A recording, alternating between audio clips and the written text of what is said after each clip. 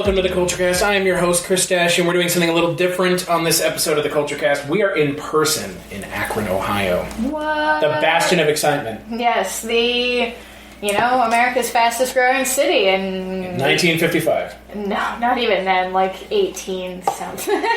18? No. It was like whenever rubber became really popular here, so probably around like the 1900 mark, right at the turn of the century, sort of. So a long time boom. ago. Yeah, we have not been America's fastest growing city in... I couldn't tell. A lot, not even any of the generations that are in my family who are alive. Well, there you go. So if you can't tell by that other voice that is not mine, I am joined by Jess Byard, award-winning screenwriter. Hello. Hi. We're in the same room.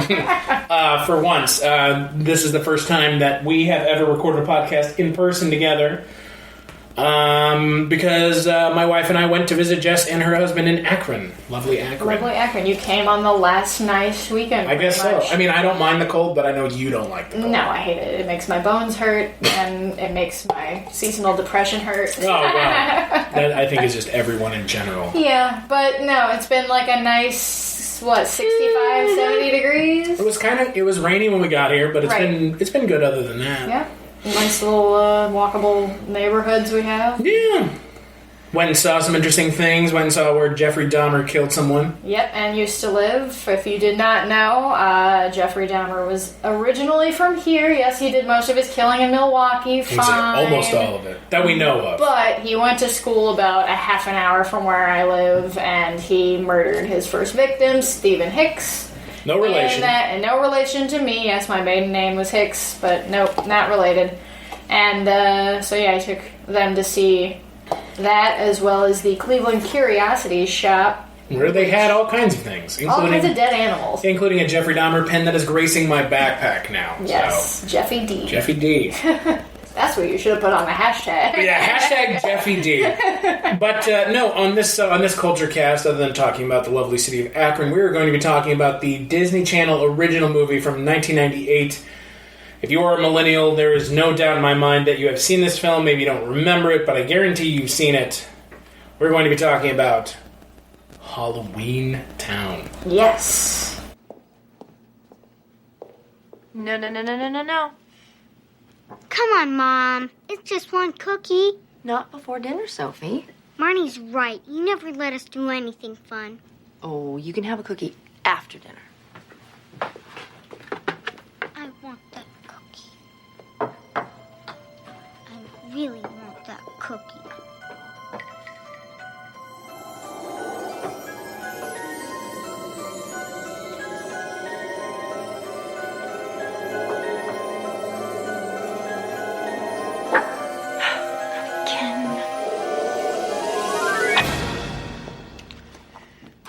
Are you eating a cookie? Oh! Go sit down.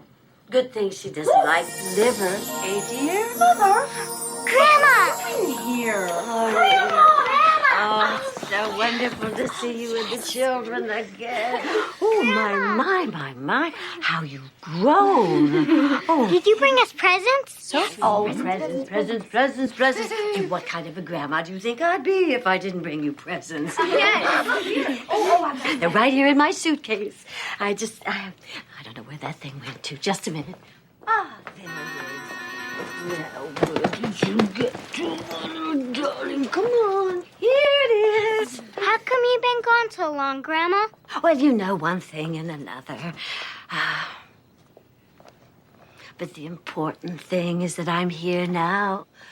It's great. It is great. I remember this movie came out in 1998? Yeah, so it would have been 8. I remember, vividly sitting at my Nana's house, in eager anticipation, because we had Disney Channel at the time.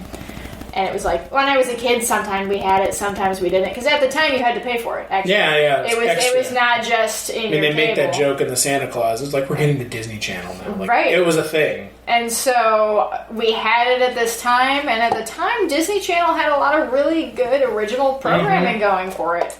Isn't this near the beginning of when they started making original movies? I think so. Under Disney Wraps. Channel. Under Wraps was the first Disney Channel original movie. Right, and then they also a horror movie. Yes, it was. Yeah, Disney did a lot of horror adjacent kind of This is stuff, the fourth, which is the fourth Disney Channel original movie. Okay. Yeah, so right at the beginning. So yeah, they actually were doing some kind of creepy stuff for kids, which at the time a lot of the children's network, kids networks were. And they're not anymore. Not at all. But I remember vividly sitting in my Nana's house, waiting for Halloweentown to start, and then I watched it every year, pretty much after. As a kid, I watched it every year up until I was probably a teenager, and then us revisiting it is probably the first time I've watched it since I was 13 maybe. So it's almost been over a decade. Yeah. Yeah, it's it's one of those things where now as a millennial, maybe we've been millennials technically this whole time, but as millennials we're rediscovering things from our childhood, Xenon. That was another thing. Yes. Xenon, Girl of the 21st Century, which was the next Disney Channel film that they made after Halloweentown. But it's one of those things where I remember watching it as a kid, and now I've seen it now as an adult, and Halloweentown holds up. It does. It really holds up. So it's directed by Dwayne Dunham. It's written by John Cooksey and Ally Matheson, based off of a teleplay by Paul Birnbaum. And the reason I'm mentioning the particulars, some of these movies, they wouldn't really deserve it, but it's because it has Debbie Reynolds in it. Oh yeah, Debbie Reynolds, for sure. And Judith Hoag, who played April O'Neil in the first Teenage Mutant Ninja Turtles movie. And because we are sitting in Akron, Ohio right now, I would be remiss to not mention that Mark Mothersbaugh did the music for this. Which is insane. If you don't know who Mark Mothersbaugh is, he's basically the founder of Devo. And he did music for... and he's done tons of music for... He did it for the Thor Ragnarok. Yeah, for Thor... Yeah, he's all over the place. But yes, Devo is from here, and so... And weird, Ohio's actually kind of mixed into this movie a couple times. Mark Mothersbaugh is there, and then right towards the beginning of the movie, the little brother mentions Cleveland, and they ask him, what? And they're like, what? I hear it has a good school district, because he's a little nerd. I can tell you right now it doesn't. Yeah, maybe it did in 1998. I don't know. Yeah, maybe 2 decades ago now it would have been something of value. But yeah, no, the cast is kind of the. I would say the cast is the big thing about this movie. Yeah. Debbie Reynolds, so. You don't get much Singing more in the Rain, famous than Debbie Reynolds for a made-for-TV movie. No. Especially, and it's a made-for-TV movie that, for kids on Disney. Yeah, it's a made-for-TV movie that's never been released. A lot of stuff from that era of Disney has not, original programming hasn't been properly released. We've been, a Blu-ray or something. We've been talking about So Weird, and I've been watching episodes of that, and it's the same thing. It never got a proper release. Now they're all going to be on Disney Plus because much to the chagrin of a lot of people who are like Disney. I guess Disney Plus's Twitter account is tweeting out everything that they're going to have on there, right? And stuff that people are you made what? Yeah, exactly. The trailer I just showed you for Meet the Deedles. Meet the Deedles. A surfer movie where they go to Yellowstone that has Dennis Hopper in it. Right. And Robert Englund. That you hadn't heard of until I showed that to you. Right, no, I hadn't. Yeah, but it's going to be on Disney Plus. And but I would watch it. I'm excited about that, though, because... the weird that stuff. Era, that specific time period in Disney with the Disney Channel. Yeah. Which is separate, that wasn't a Disney Channel movie.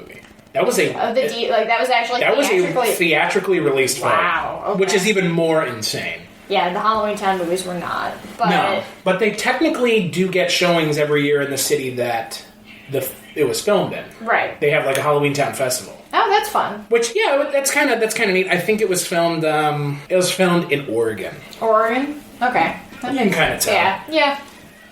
But I don't know, But you saw it you obviously saw it. I did, yes, yeah, and that movie, Halloweentown, really, it connected with me a lot because, I grew up, with my mom.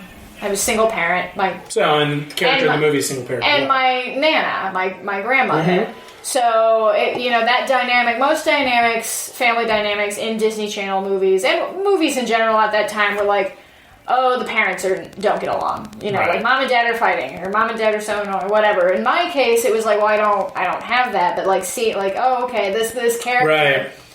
Marnie, A character with an actual, like... yeah, this character Marnie, who lives with her single mother. I believe her dad died. That's what we're led to believe. Yeah. And then Debbie They never really Reynolds- address it. Yeah, But I think he died. Yeah, I mean, if she's so committed to being human because the father was, I think that it would have to be that he must be dead rather That than he was must a have human. left. Right. Yeah. Yeah, because she's not. Yeah. And she's so- a witch, but she hates Halloweentown. Right. Because I would rather live as a human than do easy things with magic. Like, Well, and I actually... Yeah, and because I did an interview with John Cooksey, who did the teleplay with his then wife, and I didn't ask him about it in the interview, but I emailed him and asked him, like, because one of the things about this movie that I've always had a hard time understanding is why does she hate Halloweentown so Right. much? And it's because, what did he say? He said something to the effect of, like, it's not that she didn't like it, it's just, at some point she resented it. Uh-huh. And, like, that kind of Because makes it sense. consumed her life, Yeah, probably. and so, like, that makes sense. Like, Right. I mean, and then, you know, she wants to hide it from her kids so that they don't... yeah, so that they don't run away and leave her. Well, and... Because that's the Debbie- other thing, like, they'll leave her and go to Halloweentown because she doesn't want to live Right. there. And Debbie Reynolds talks about how, you know, like, the reason Halloweentown is sort of separated is because they tried to intermingle with humans before, but then... Surprisingly, which it didn't go well. Surprisingly, it didn't go well because some of the supernatural beings were just being turned, you know, becoming evil because they had so much sway and power over Right. humans. So there's that entire, just that separation there, and so I guess that, yeah, there's no, she didn't want to have that. Maybe my Yeah, you kids have to would turn choose one or evil. the other. Supposedly, you have to choose one or the other. Obviously, in the later Right. films, that's not the case, but... So there are 4 of these movies. We're only talking about the first one. Right. And the second one, I would say, is the only one worth watching other than the first one. It's the only one I've ever, like the only other one I've ever seen. I didn't, like those movies, the third and fourth one came out like after I would have been watching Disney, like I would have been out of Disney Channel original I want to say the series and- third one came, so this second one came out in 2001, and then the third one came out in 2004. So that's like, that's just kind of like just a little bit past. Right. I would have been 14, right? So Yeah. So, but yeah, it's so rewatching it for the first time in, you know, let's just say 15 years. Right. What did you think coming back to it?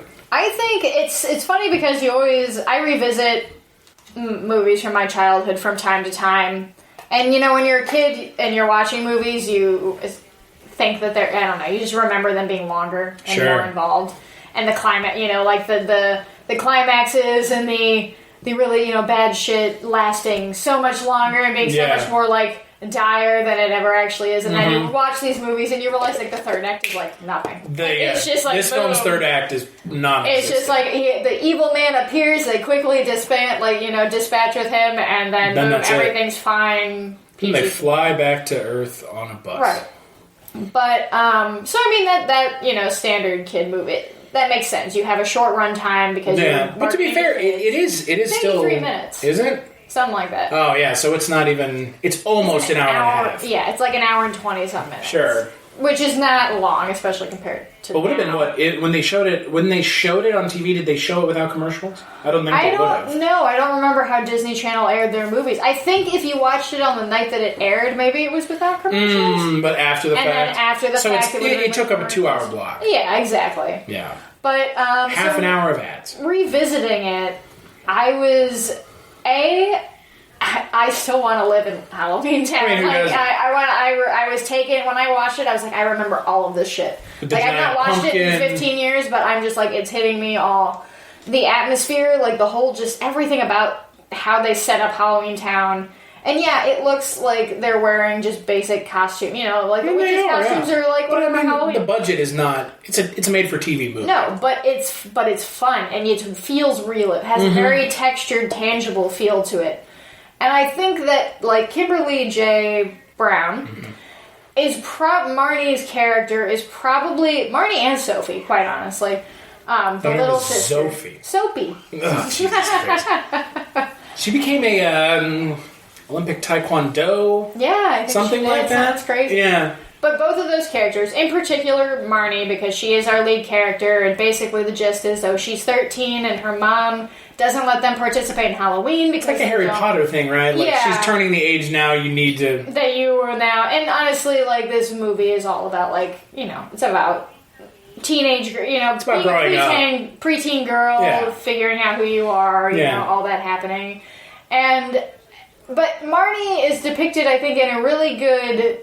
She's not an obnoxious kid. No. Where she's also like not constantly too railing. She's, you know, you're not constantly railing against her parents and whatever, or having stupid, you know, very stereotypical, superficial wants and needs. Yeah. She's much more complex. She challenges her mom, and it makes sense. Like, some of the things that she's fighting back, you know, why can't I participate in Halloween? Like, you don't which is like a weird thing. You if never she doesn't give me an answer. If you don't explain it, the expectation should not be, I'm just not going to say anything. That definitely, I know it probably spoke to me as a kid, but even seeing it, like, through adult eyes, I'm like, I'm sure what, you know, like, what it feels like when you're a teenager, where you're like, I don't understand, like, something to me that makes so, like, why wouldn't you let me do this?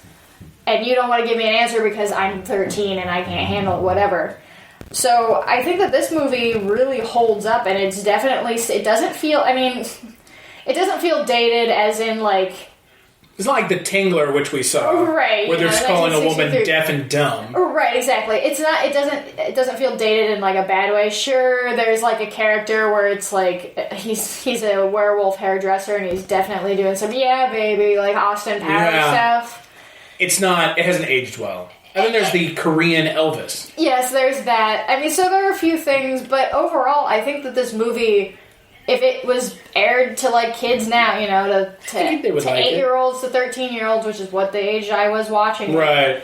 I think it would speak to them, and I think that it would be a good movie for them. Like, I think it is very much, especially for girls. Like, that's... These characters, like Marnie... Yeah, because the male character in this movie is not good. Marnie spoke to me as a kid. Like, I was the kid who liked all the creepy stuff and the weird stuff, and I didn't, you know... Like the kid at the beginning, Marnie likes all the creepy stuff. Shut up, kid, who's at my house. Right. Like, why are you interjecting? Don't be mean to me in my own house. Why are you interjecting into my family's business? You are a visitor here. Right, and so that spoke to me, the fact that there was a family dynamic of a mom and a grandmother versus a mom and a dad, which you know, that just everything about this movie is like, it's a good package. Like, it is the right length. It's the story's.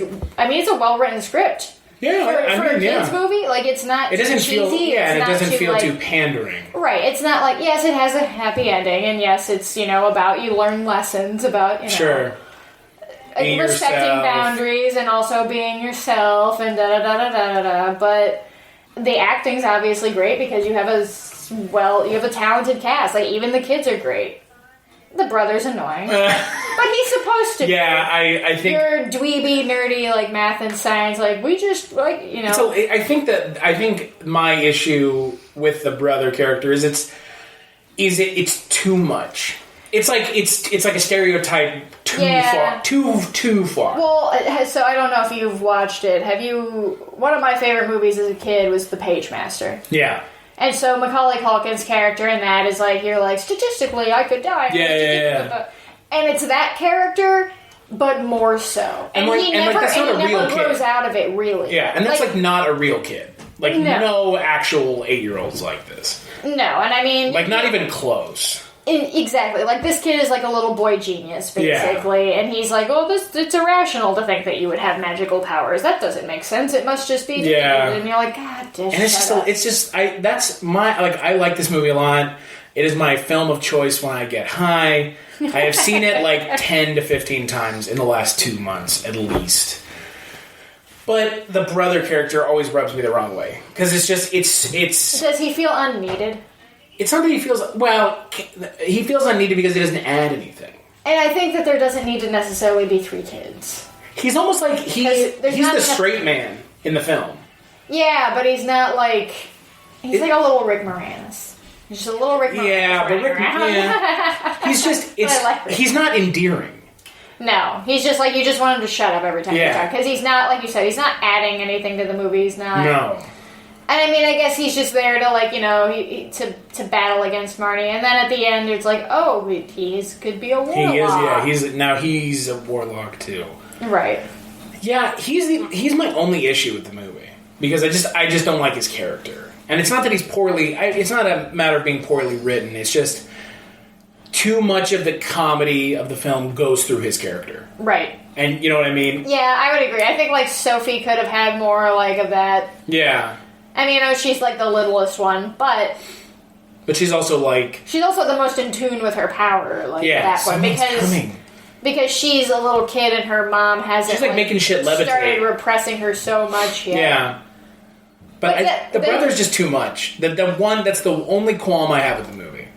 I didn't think that the animatronics really held up. Which ones? Like Benny? Oh, yeah. I mean, yeah, the practical effects are great. I mean, yeah, like you said, some of the costumes are... I also don't know what not good. I don't know what the rules in, like, universe is for Halloweentown, because there's, like, dog people. And, like, the lady in the fitness class where it's, like, the dog-faced people and the cat instructor. I don't know what that is. The pincushion lady? Like, why is there a pincushion person? Why is that a thing? Yeah, the mayor's, like... assistant. Yeah. Caliburn. Or what? Well, he's not even anything, right? He's just a warlock. He's just in the... But he's not, like, he doesn't have anything else. No, his deal was just, like, he thought that he's, you know, your Voldemort type, where it's, like... Humans are bad. Humans are shit. We're above them. Let's control them and be evil. And they segregated us to our own world. But he's like taken out immediately. I love the set piece of the movie theater though, where so basically what's happening. The whole reason Debbie Reynolds even comes back at the beginning of the movie is that she wants Judith Hoag to help her because people in Halloweentown are going missing, like their personalities change drastically, and then they disappear. Judith Hoag says, no, whatever, Marty, and then why do their personalities change? I guess it's because he's, like, is manipulating them. But you never really see anybody... It doesn't make, like, you said one other character. Other than Benny. The other character that, like... Harriet. Yeah. And she's like... Yeah. Like, what? Probably for scare. So that Benny has a reason to be, like, mind-controlled. How do you mind-control a skeleton? Yeah. I never understood that, like, subplot either. Like, how does that factor in? And I think, honestly, that if you, like, rewatching a lot of, like, movies from my childhood, there's a lot of stuff like that, and I think it just comes down to you're making a movie shorter. Like, it's so you can't... You don't have to explain it. Right, because it's A for kids, and you're pretty much just putting that in there to kind of, like, make it more uncomfortable. Like, and I don't think... more of a scare. And, like, realistically, I don't think the kids care. No. And not to say that, like, kids are dumb, I'm just saying, like, the kids just... Even as an adult, I didn't care too much, because I was just like, that's fine. It doesn't detract from my enjoyment of the film. And I love that set, like, So Debbie Reynolds is shown where, the evil person... What is it, Calabar? Calabar. Because the second film is Calabar's Revenge. Yes, that's right. But it's not even Calabar, it's his son. Right. Who existed this whole time. I guess, yeah. So Calabar is just basically keeping these people... He's freezing them in time. But to do what with them? To eventually, I think, amass them. Because I think so he can mind control them, and I'm assuming that he's saying, if you're not going to go with me, then I'll just mind control you into being my minion and fighting my war for me. Okay. I think that's how I'm piecing it together. Anyway. But that's my own headcanon. Yes. And I love that when Debbie Reynolds finds everybody in that theater, it's eerie, it's creepy. It reminds me of the movie theater from Demons. Like, I think that there's, like, I like seeing some influence creeping in there, and I think that definitely was. I think that's the best set piece in the film. Oh, yeah. Without a doubt. Oh, yeah. I mean, I love the town square. It's fun. That's the second best, and that's, like, and that was on location thing, so it was, like, a real town. An actual town that they did an actual town that they dressed up.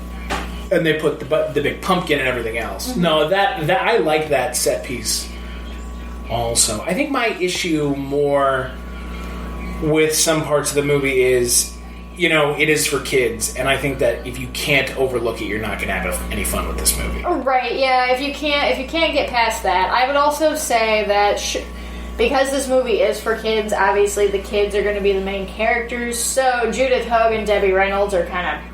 They're literally taken absent. out. They get frozen in the movie theater within, like, I would say the first 25 minutes, maybe, of the movie. Yeah.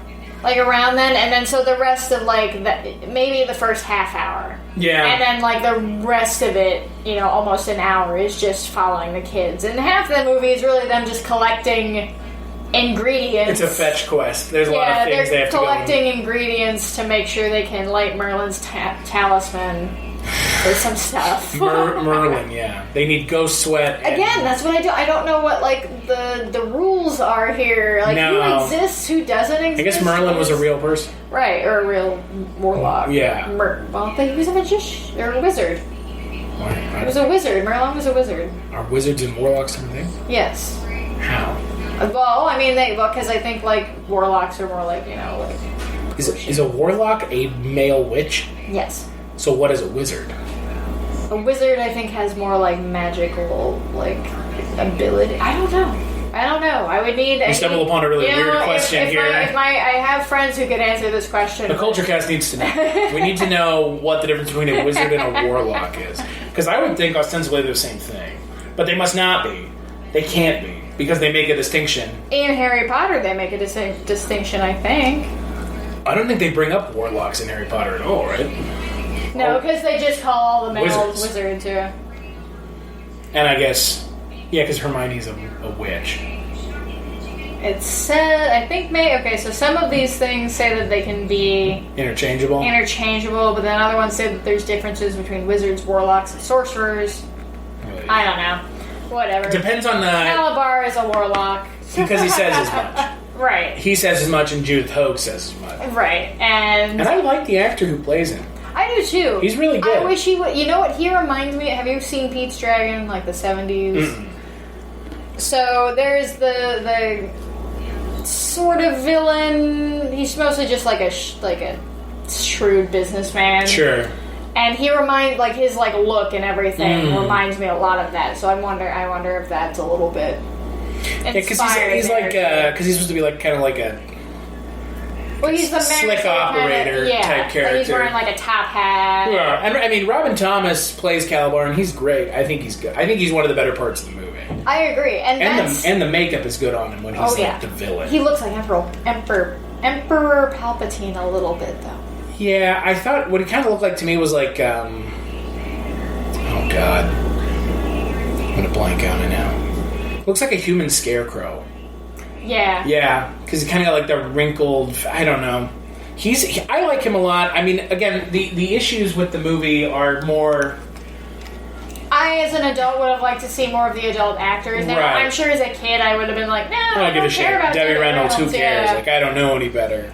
But now, but Kimberly J. Brown's great. I would like to see this movie with a little bit more budget and a little longer. If they, an actual feature, an actual feature-length film with a little bit more production power behind it. Well, if they're not going to make a sequel to Hocus Pocus, they're never going to make a sequel. Oh no! Well, I mean, or a remake. I mean, honestly. Then they did do a sequel to Hocus Pocus. They were talking about a book sequel. I haven't. Where it doesn't have Bette Midler singing in it. Where it follows the two characters from Hocus Pocus' kid. I care less about that. Oh, wow. Yeah. Interesting. And this is an official Disney sequel. Interesting. It's shocking. Huh. But Disney approaching the gay space? Disney, of all things? Well, I mean, maybe that's their Disney Plus. Yeah, exactly, Disney Plus. But if Hocus Pocus is never going to get a sequel, this movie's never going to get a Oh, yeah, no. Because Hocus Pocus has much more of a following than Halloweentown. Yeah, I think the following is just slightly smaller for Halloweentown, though, because it's mostly the same people. Is it? I think a lot of, if you were to ask a lot of women my age, 29, if they've seen Halloween and if they've seen Hocus Pocus, they would probably say yes, and they like both, but they probably like Hocus Pocus better. Yeah. Hocus Pocus is, It's just it's just a bunch of Hocus Pocus. I can appreciate it for what it is, I just don't like It doesn't connect with you. The female villains are just terrible. But that's what the people who love it, including me. I just don't I'm not in it to watch fucking awful Thora Birch scream for an hour and a half. Well, I just don't like Bette Midler. Her character is the prosthetic teeth and shit. It's so bad. It's just grating. It's too over the top for its own good, but I can see it's too campy. Yeah, I can see. That's her favorite role. Of ever? Yeah. Wow. Yep. I mean, probably because she got to do whatever the fuck she wanted. She was like, woo! I feel like that's such a weird answer. It's directed by Kenny Ortega, though. I know. He directed Newsies, right? Yeah. Omri Katz is in it. Yeah. I like Newsies. I've never seen Newsies, actually. Christian Bale singing. Yeah, I know. And Bill Pullman singing. Oh, that's true.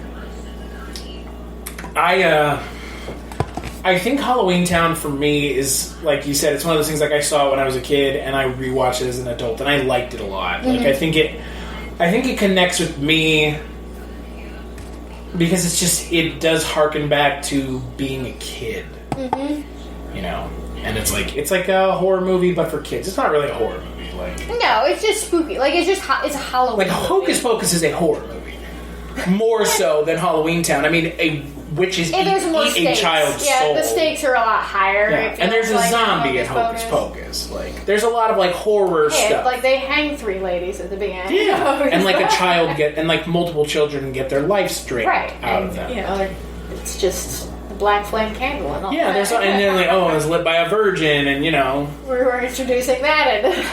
is in Hocus Pocus is the girl character not a virgin? No, is that the joke that they make? No, I mean, I think the joke that they're making is that he is. Because that's, like, the joke throughout the whole thing. It's like, you're a virgin. Like, when he walks up to the guy that he thinks is a cop. Yeah. And he pulls him aside and goes, are you a virgin? Yeah. And Omri Katz is, like, 13, 14. Yeah. It's like, I hope so. I don't know. Yeah. And also, you're a 40-year-old man. Why do you care? Yeah, it's, Hocus Pocus seems more adult than this. It does. It seems there was a lot, like, I loved that movie as a kid. I still love it now as an adult. Whatever. That's not an unpopular opinion. No, it's not. And but I think it's unpopular among men, though. Yes, I would agree. I would definitely. Because I know I've talked to Father Malone about it. I mean, Father Malone's much older than I am. Sorry, Father Malone. But not much older, but he's older than I am, and he cannot stand it. Yeah. He was like, my husband doesn't like it. Yeah, we were talking about something, and I was like, yeah, I watch it once a year with Kate. Like, I'll sit and actually watch it. And he's like, you're a good man, you know that. Because he won't watch it. You sing along? Well, I will not sing along. Because I do not like Bette Midler. You sit there with your arms And I don't like Bette Midler's fucking music. It's a more of an in-depth plot. This movie, like, Halloweentown's one note, and I think that may have something to do with the fact that it was a Disney Channel movie. And I mean, that like, they run over banks. There's a lot of like violence. And I remember watching it like as a kid. Like I was like, I know he's gonna come back alive. He'll be fine. But it was just like, no. And like watching Halloweentown, I don't remember that same feeling. There aren't any stakes in Halloween. No, not really. No. Calabar's not. He just blips out of existence. He's like, I'm here. You want to follow me? No. And then he just like bye. disappears. He doesn't like explode. No. Like. The characters in Hocus Pocus do, where they like legit fucking blow into dust, yeah, because the sun has. Yeah, so like there's, and like I think that's like they're dead. They're not coming back. And that's like the they're not coming back because they're never going to make a sequel. Right, they came back in the book, but not in like film. Right. But the thing about Halloweentown is it is more of it's a younger demographic. Right. Focus. Agreed. Because like Hocus Pocus is probably like 13 to 16. I would say that Halloweentown was probably like Y7? Yeah, well, like you said, it was like 8 to 13. And then like Hocus Pocus is for like 13 to like, I would say probably like it's pre-T, like prime, like 12 to like 15. Because it has like is Hocus Pocus PG? Yeah, that's surprising. I think. I'm pretty sure it is. There's a lot of movies surprising that it's PG. I know. Oh, Mick Garris. I wonder how he feels about that. I think he's still fine with it. I mean, dude, that movie is beloved by a good majority of millennial women. And there's more women than men in our generation. So yeah, it is very much like a rallying cry for a very large vocal minority of millennial women who love that movie. And you know what? I'm okay with it because it is a Halloween movie. And that's like they sell that shit at Spirit now. They sell like Hocus Pocus stuff. Oh yeah, absolutely. I would much rather be Halloweentown, but I think the other thing about Halloweentown, it just doesn't have any memorable. It doesn't. it has like it has memorable characters, like the grandma played by Demi Reynolds, It's a very it's not heartwarming, nice story that you're watching, but none of the characters there aren't really Funko Pops of the characters. Right, like there's no Benny the cab driver. There should be. There should definitely be a Benny. There should be a Marnie Funko Pop. Exactly, there should be all of them. I mean, really. But like the Sanderson sisters, they get their own Funko Pops because like they're so recognizable. Right. Do you think Hocus Pocus would play for kids of this generation? I think so. You think so? I think so. I mean, I think that it's just, for me, this is like a Hocus Pocus Halloweentown podcast all of a sudden. But I think it's almost impossible not to talk about the two movies. I mean, what year did Hocus Pocus come out? Oh, I think it came. I think it came out 93. It came out 5 years before this. Yeah, so it came out in 93, and for me, like there's. But is it Disney or is it Touchstone? It's Touchstone, I think. I don't think Hocus Pocus is a Disney proper movie. No. Yeah, because Disney didn't really release movies like that. This is Buena Vista. That's what it was. Okay. I mean, shit. Even the poster's done by Drew Struzan. Like. Yeah.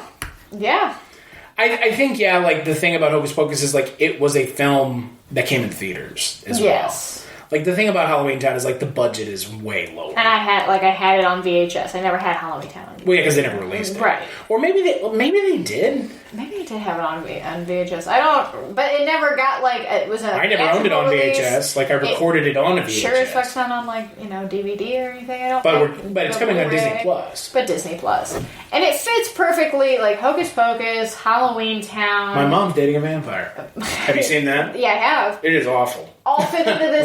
Is it Rhea Perlman? No. Caroline Rhea. Yeah. Is the mom. Yeah. And then it's David Carradine from... Robert Carradine. The one from Revenge of the Nerds. You know, a movie that's aged really well. Oh, God. Because there's a full-on rape scene in that movie. Played for laughs. Yeah. Yeah. Robert Carradine. But I love the subgenre of, like, kids... like, Halloween movies is what I like. Halloween movies or kids' Halloween movies? Just Halloween movies about Halloween. Yeah, that are like set in that that just totally create that Halloween atmosphere. Is a thing. Yeah. Not in because Hocus Pocus set at Halloween, Halloweentown set at Halloween, and they all have that color that like everything's set up to be like it's a very obviously Halloween. It's orange, fall, yeah. And I just love that feeling. I like that feeling that's created, and I think you get there was a lot of that in kids stuff at the time. Yeah. Like Double Toil and Trouble. Right, exactly. Casper is still kind of like Casper is not set at Halloween, but it definitely kind of like has. Wait, no, it is set at Halloween. Is it? Oh yeah, Halloween party. The Halloween party. The Halloween with dance. Devin Sawa. Yeah, the Halloween dance. Can I keep you? Adam's Family, which is that's more of an adult film. That's true. That's I watched it as a kid. That's very similar to the Brady Bunch movie that came out. It's like paying homage. Sexier. What, Addams Family? Yeah. Or Brady Bunch? No, Addams Family. No, Addams Family, but it's like paying homage to the source material, but at the same time kind of sending it up. Oh yeah, it's creating its own its own version. I mean, that's the. Some people don't even realize the Addams Family was like a show, actually, or even a comic, like a one-panel comic way back in the day. They didn't even have names other than just the Addams Family.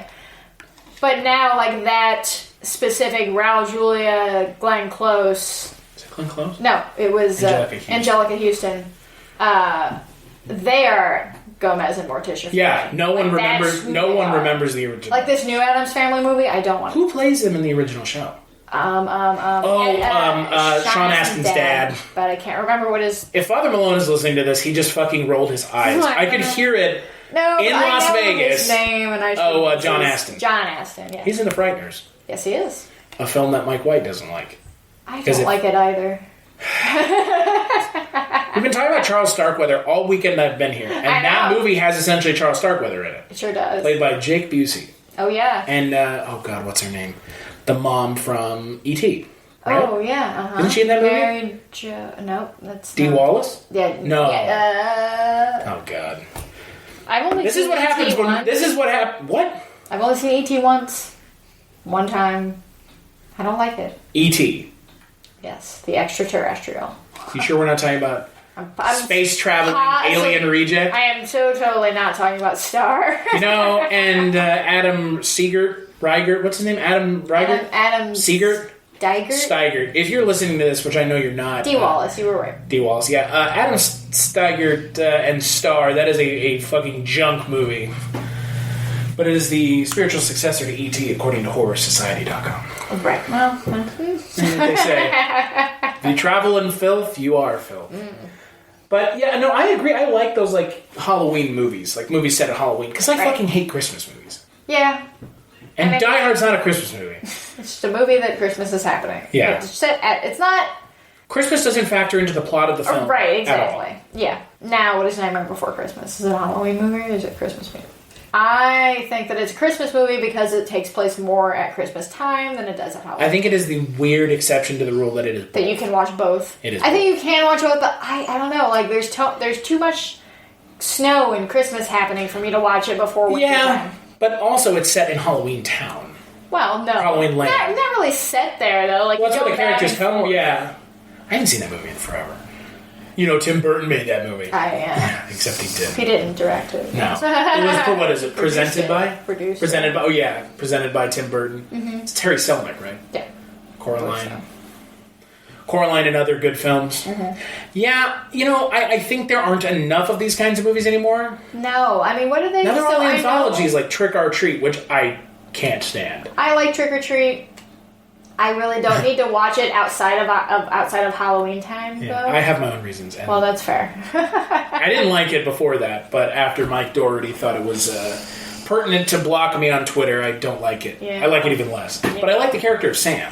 Yeah, and I think that that's another one that's set in Ohio. Oh yeah, which is actually based on a town in Ohio that does really throw like a big giant Halloween bash like that in the middle of the town square. It's so like if I'm going to watch a Mike Doherty movie, I will watch Trick or Treat.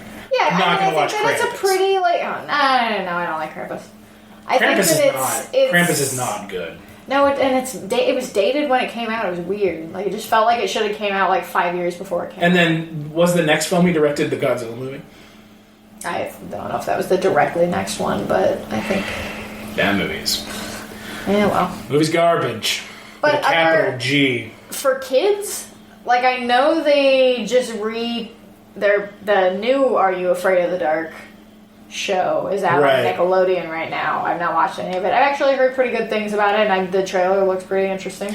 Yeah, I didn't watch that as a kid. I watched Goosebumps. I guess Scary Story. I watched both. Are You Afraid of the Dark was my preferred, and I think that it holds up better than Goosebumps does. Goosebumps, because we at our Airbnb that we're staying at, there's a TV, and I've been hooking my laptop into it, and we've just had Goosebumps on in the background. And it is so Canadian. Mm-hmm. I mean, it's so Canadian. Like, Are You Afraid of the Dark sometimes. Oh, is it? Yeah, but sometimes. the thing that I love about Goosebumps is like so Canadian. Like, it's clearly set in Toronto. Like, it's shot there. You can see the CN Tower in the background. The characters all say sorry. Like, sorry. Oh, I'm sorry. Like, oh, Jesus Christ. But like, Goosebumps is not necessarily an American thing, anyways. Like, R.L. Stein's an American author, but like. It's like one of the most popular book series of all time. Yeah, and for me, with Are You Afraid of the Dark and with Goosebumps, both the TV shows, I think they were both TVY7. Were they? I think so. But for me, American... wow. Huh. Wow. Now you're talking about bad TV.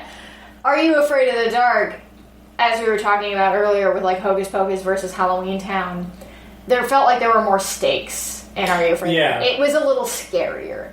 Like, people... there were dead kids. I would say that show is scarier than Goosebumps. Yes, that's what I'm saying. Versus, like, I think Goosebumps is kind of like the Halloweentown, where it's more kid... Like, it's a little bit more friendly for kids, like, but younger Goosebumps kids. had some, like, really fucked up twists. Like, some of that was like the masks of work... Like, yeah. Well, the other thing, like, Goosebumps always had that Are You Afraid of the Dark didn't. There was like a twist. There was like a twist. It was like a Twilight Zone.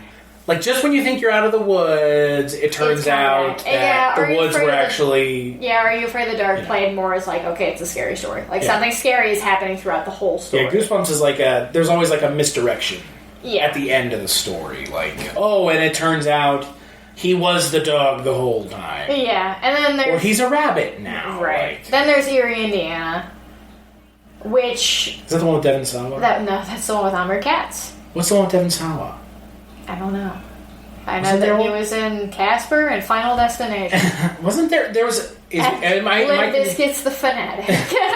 Limp Bizkit's own. I thought that Devon Sawa was, maybe I'm thinking of Erie, Indiana, and I'm thinking of Omri Katz. Yeah, Omri Katz was in that, and that one was much more like, it's like somewhere in between, I think, Goosebumps and Are You Afraid of the Dark, but it like teeters a little bit more in like the absurd.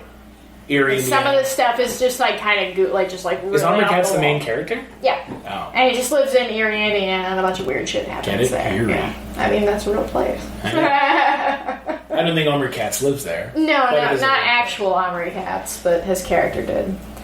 But so I know that the new Are You Afraid of the Dark is out, and I've heard pretty good things. But other than that, we don't really make stuff for scare. Like, we don't make Halloween stuff or spooky stuff for kids anymore. No, and it's unfortunate because, I mean, look, I my wife and I want a kid at some point, and, like, it's not that I wouldn't show them Nightmare on Elm Street, because I'm sure I will. Probably too young of an age for them to really appreciate it. Hey, I saw it on a local, since you're here in Ohio, we used to have local public access television show hosts, Big Chuck and Little John, who would host late night movies. Sure. And when I was probably 10 or 11, I was at a friend's house and I saw Nightmare on Elm Street on Big Chuck and Little John late at night. So I know it was on TV and it was late at night, but I'm sure it was still like cut to hell. Like, oh yeah, of course. But though it is public access. But my mind's filling and everything, and I was like that movie was my first like real like fucking this is scary movie. But then I was like, I want more. Yeah, and like Nightmare on Elm Street, like looking back on it, like it is, aside from Tina's death, it's like not particularly gory. Not particularly gory, but I think it's really eerie. Like, there's just a lot of weird things that happen. Like the tongue out of the phone, like being sucked into the bed, and like seeing the body Tina bag. later on, like slowly deteriorating, like every time you see her in the body bag. Yeah, in the body bag. Yeah, like it's it's one of those things where like I was saying, like I'm not sure I would show my kid Nightmare on Elm Street at like 5, right? Like 10. Yeah, but like it would be nice to have like something to show them. Something to like watch. Halloweentown, like kind of like a primer. Like, let's watch this, see how you like this. Scary, like just training wheels. Yeah, because like Goosebumps is I don't remember finding Goosebumps scary. I didn't, but I do remember finding Are You Afraid of the Dark scary. Like there are episodes that I remember.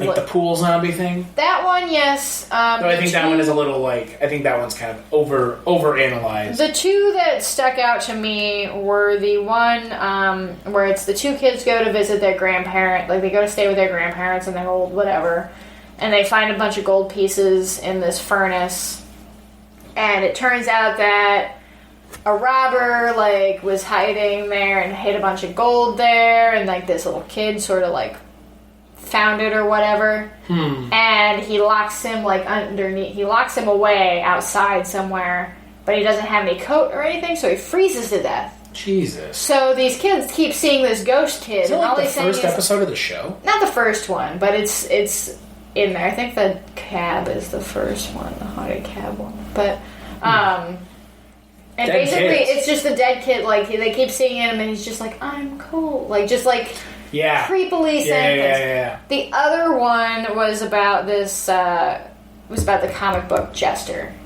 the blue. I can't remember what he was called, but it was about this girl who wrote like it was basically she was like comic book nerd, whatever. She's kind of like the bad girl type character, and this clown jester thing, it comes alive from one of the comic books. And like just his mouth, I remember it was the worst thing.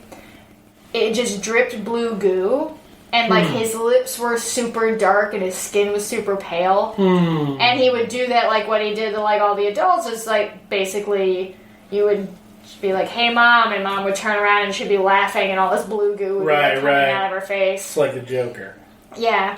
And it was just that one just got to me as a kid. But there were, and I can't really say much for Goosebumps in that effect, other than I liked a lot of the episodes, and I read a lot of the books, but it didn't, there was nothing that I was, like, coming away from. There was another Are You Afraid of the Dark episode that was, like, this girl was staying at her aunt's house, and her cousin was mean and didn't like her, and she was like, "Okay, well, you can be in our friends group if you go stay in the haunted house next door."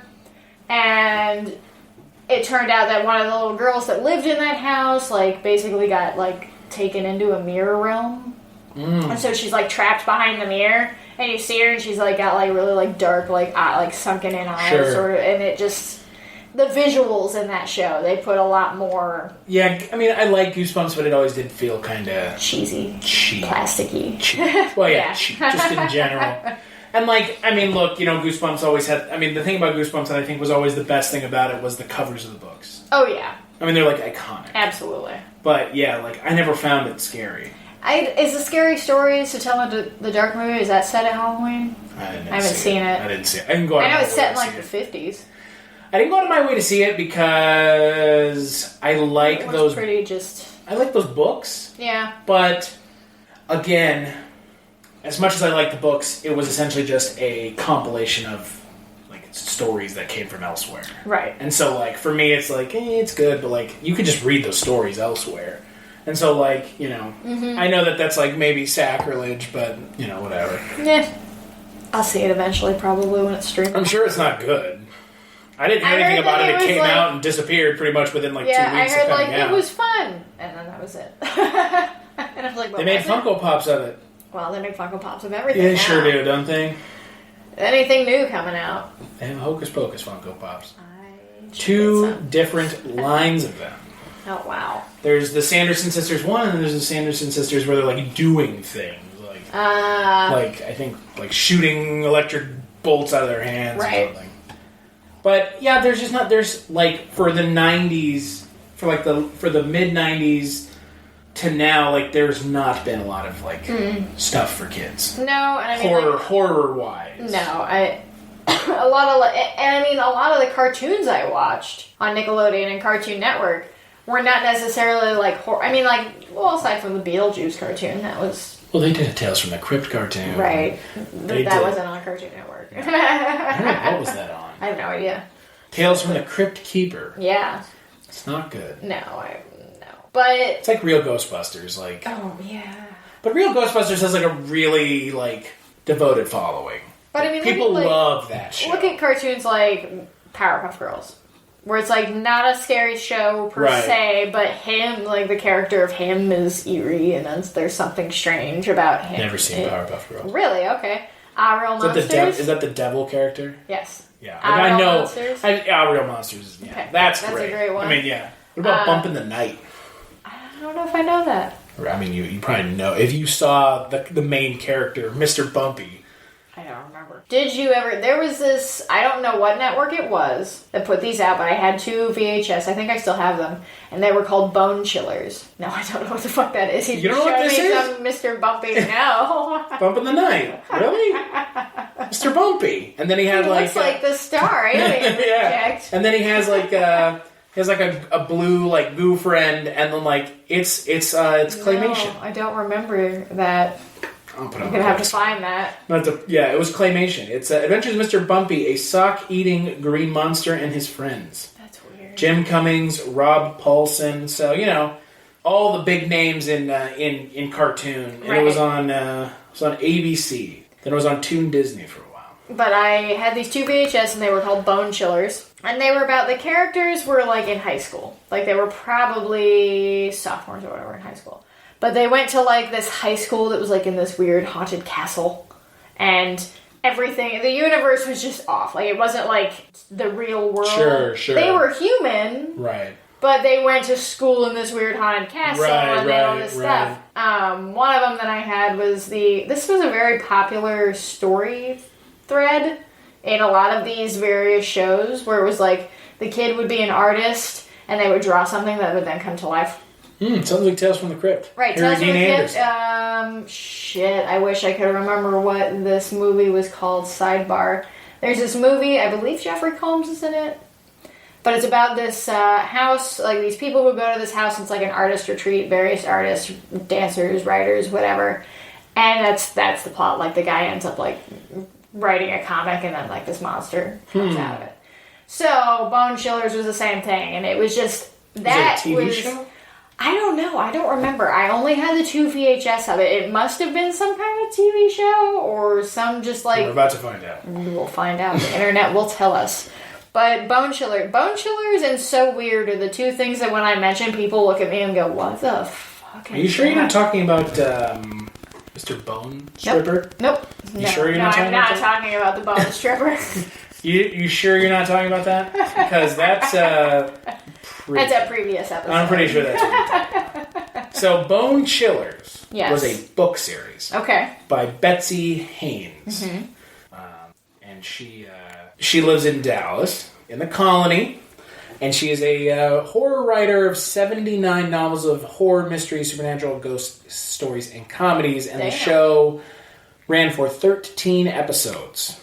And it was created by Adam Rifkin. Aha. Adam Rifkin, who has done a lot of things. Yes, he has. So Franken-Turkey was the other one that I had. Franken-Turkey? Yes, it's about a turkey that's like a so like an actual horror movie? Zombie turkey. No, that was the other like Bone Chillers episode I had. It was Franken-Turkey. Yeah, so there are, this show ran for... One season. Ooh, dude. Yeah, it's, there were 13 episodes. There's, I'm trying to see if I can find the ones that you were talking about. Let's see here. Franken-Turkey? Art Intimidates Life. Yes. Yeah. And Teacher Creature, Back to School, Franken-Turkey. There's a mummy one that I think I watched. Yeah, they all have a mummy one, right? But yeah, it's, one of the people on here starring was Linda Cardinelli. So. Yep. Was she in the episode that you... She was. Wow. Yep.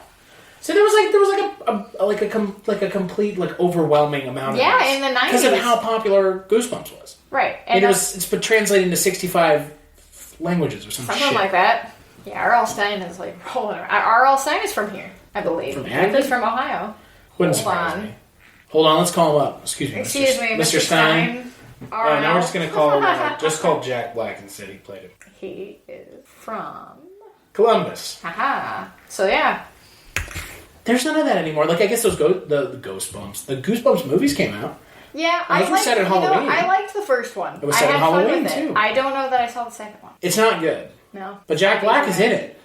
As R.L. Stein? Barely. Right. But he's in the first one, too. Right. But in the second one, the second one ends on a cliffhanger because he Slappy gets R.L. Stein trapped in the book. But what I would which is dumb because they're never gonna make a third one. What I would like to see though, and I mean, it's nice that we're as adults getting to see our nostalgia happen and come back and getting re-releases of stuff. Imagine 20 years from now, Fortnite's gonna be nostalgia. God, nostalgia of Fortnite. Just nostalgia flossing. the Fortnite movie coming soon to a theater near you in 2049. But I want to see new stuff. I want there to be I want kids to have their they don't. I agree. Are there any child horror writers anymore? Is that a thing? They're just making stuff for us. Yeah, they're hey, scary stories to tell in the dark was sure it was rated PG-13. But we know who went to see that movie. Yeah. It's not a bunch of new viewers going and, Are You Afraid of the Dark?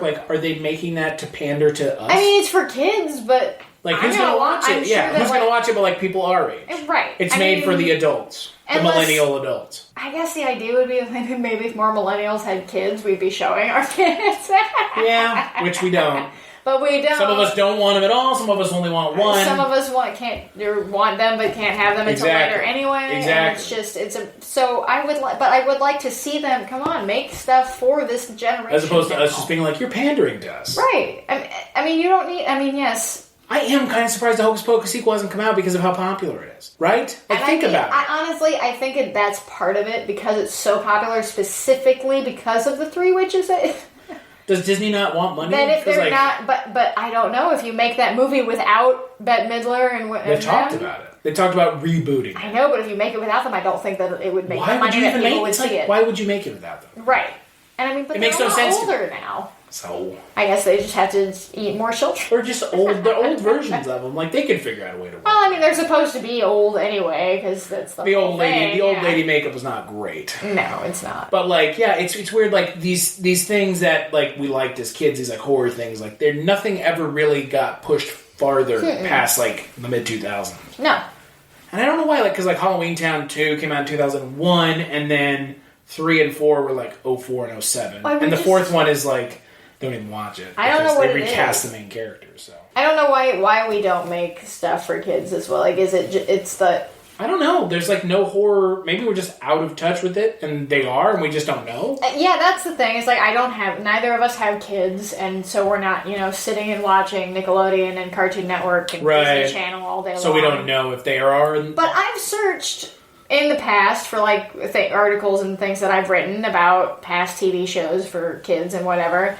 And I can never find much. Like, I can find, like, a few things that, like, have, like, monsters. Like, the Scooby-Doo Incorporated came up, like, in some searches, like, some of those revamped Scooby-Doo shows. But the most recent one was pretty good. I like Scooby-Doo Incorporated. That's the one where Matthew Lillard just plays Shaggy? Yeah. And Fred loves traps? You mean, yes. I love traps, guys. All right, Fred. And it'll be a trap. Whatever, Fred. I don't think you know what trap means, pal. But even still, that show was self-aware. Yeah, which made it fun. But also made it for us. Like, it's not for kids. No, like, not if you're for making a self-aware Scooby-Doo show. It's, the Scooby-Doo live-action movies are pretty good. They are. Those are fun. But you know who they're written by? James Gunn. Oh, yeah. Well... They're written by, that's why they're good. Because James Gunn is, knows what he's doing. He knows what he's doing. He's smart about adapting previous properties. Fun, smart scripts. Just look at the Dawn of the Dead movie. Yeah. Absolutely. The only reason that movie works is because James Gunn wrote the script for it. Right. It's not Zack Snyder's direction. It's not Zack Snyder's direction that was the positive. There's no filters all over that. Yeah, I wonder why there's... I don't know. Maybe it's because... I know this might be a jump, but, is it because of Harry Potter?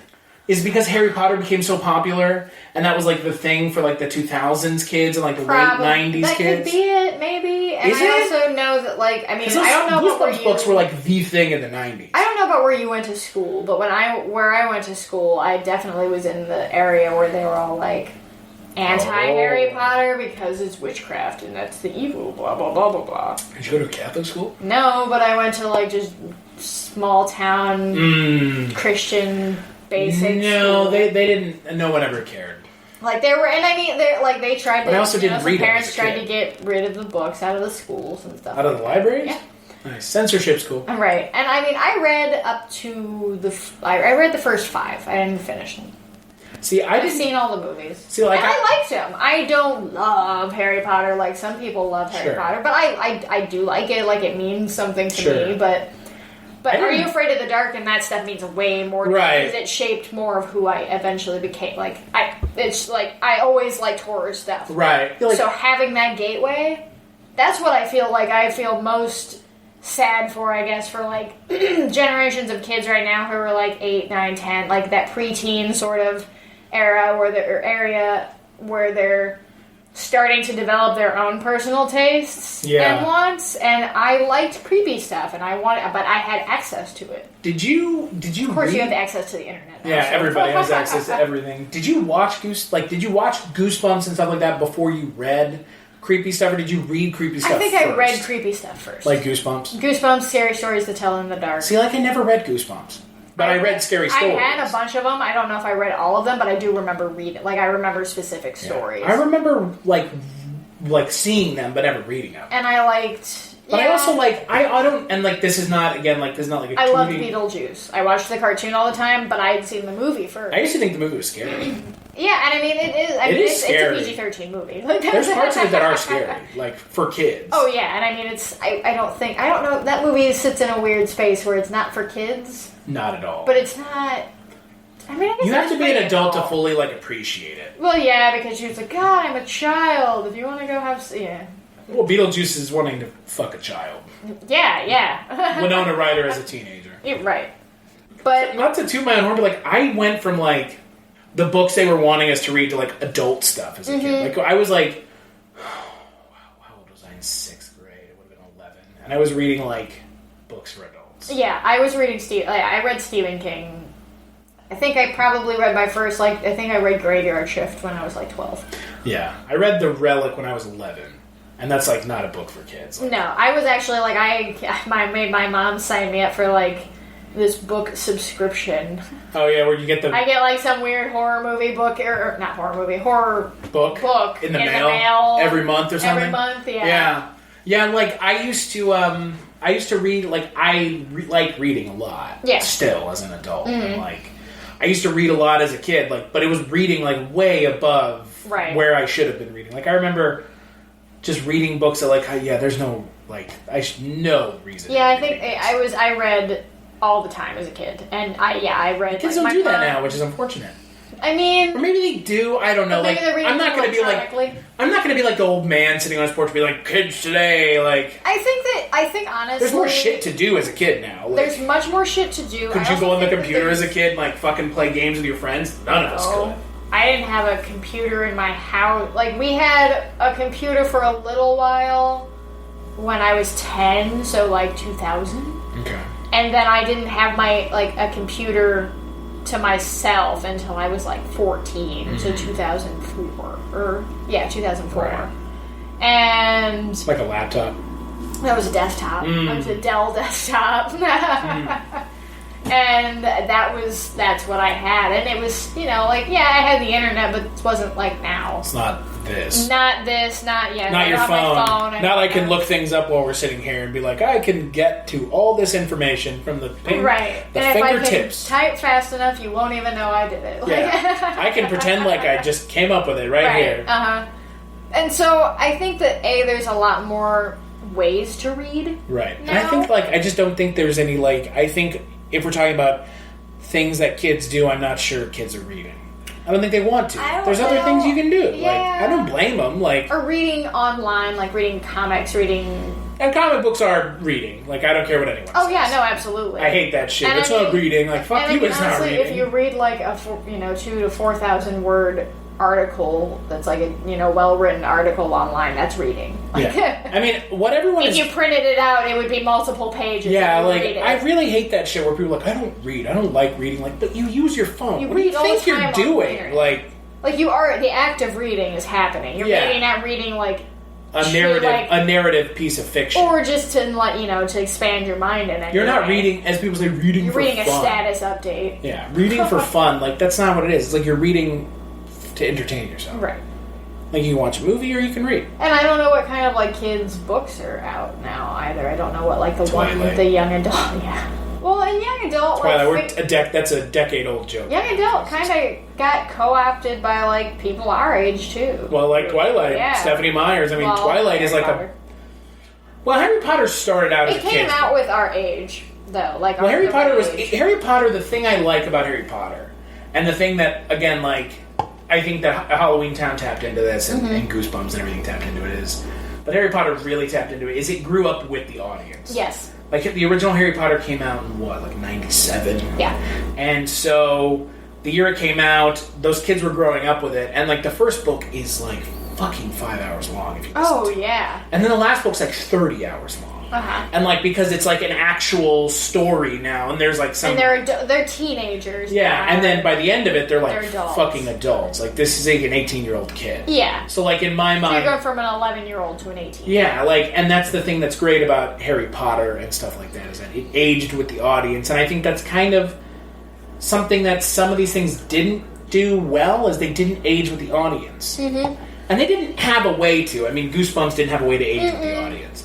And R.L. Stine tried to write some more... with the Nightmare Hour or the Midnight Hour kind of stuff, but that was the books. It didn't the work shows so never well. happened. Yeah, the Goosebumps show were always just the haunted mask, Yeah, you know what? Goosebumps. You know what though? There was one episode of Goosebumps that did freak me out, and it's the Tower of Terror. A Night at Terror Tower. Yeah, that one has a really stupid twist. It does. I hate that one. It does, but them being in the torture chambers and stuff. Sure. That creeped me out so much. The twist is they were sent back in time. Yeah, they were sent back in time somehow. So many of those are There's a couple you stepped into a weird alternate reality, or you are back out of it. What about the one where it's the kid's a robot? You remember that one? No. It's they're at an amusement park, and it's the kid turns out to be what he's testing. The animatronic things. Yeah. Yeah, it's Harry Potter and stuff like that. It figured out a way to grow up with the audience. Right. And that's why I think Harry Potter is it's Goosebumps and Are You Afraid of the Dark? Well, you know what? Are You Afraid of the Dark did end up having a movie. So yeah, it had the show.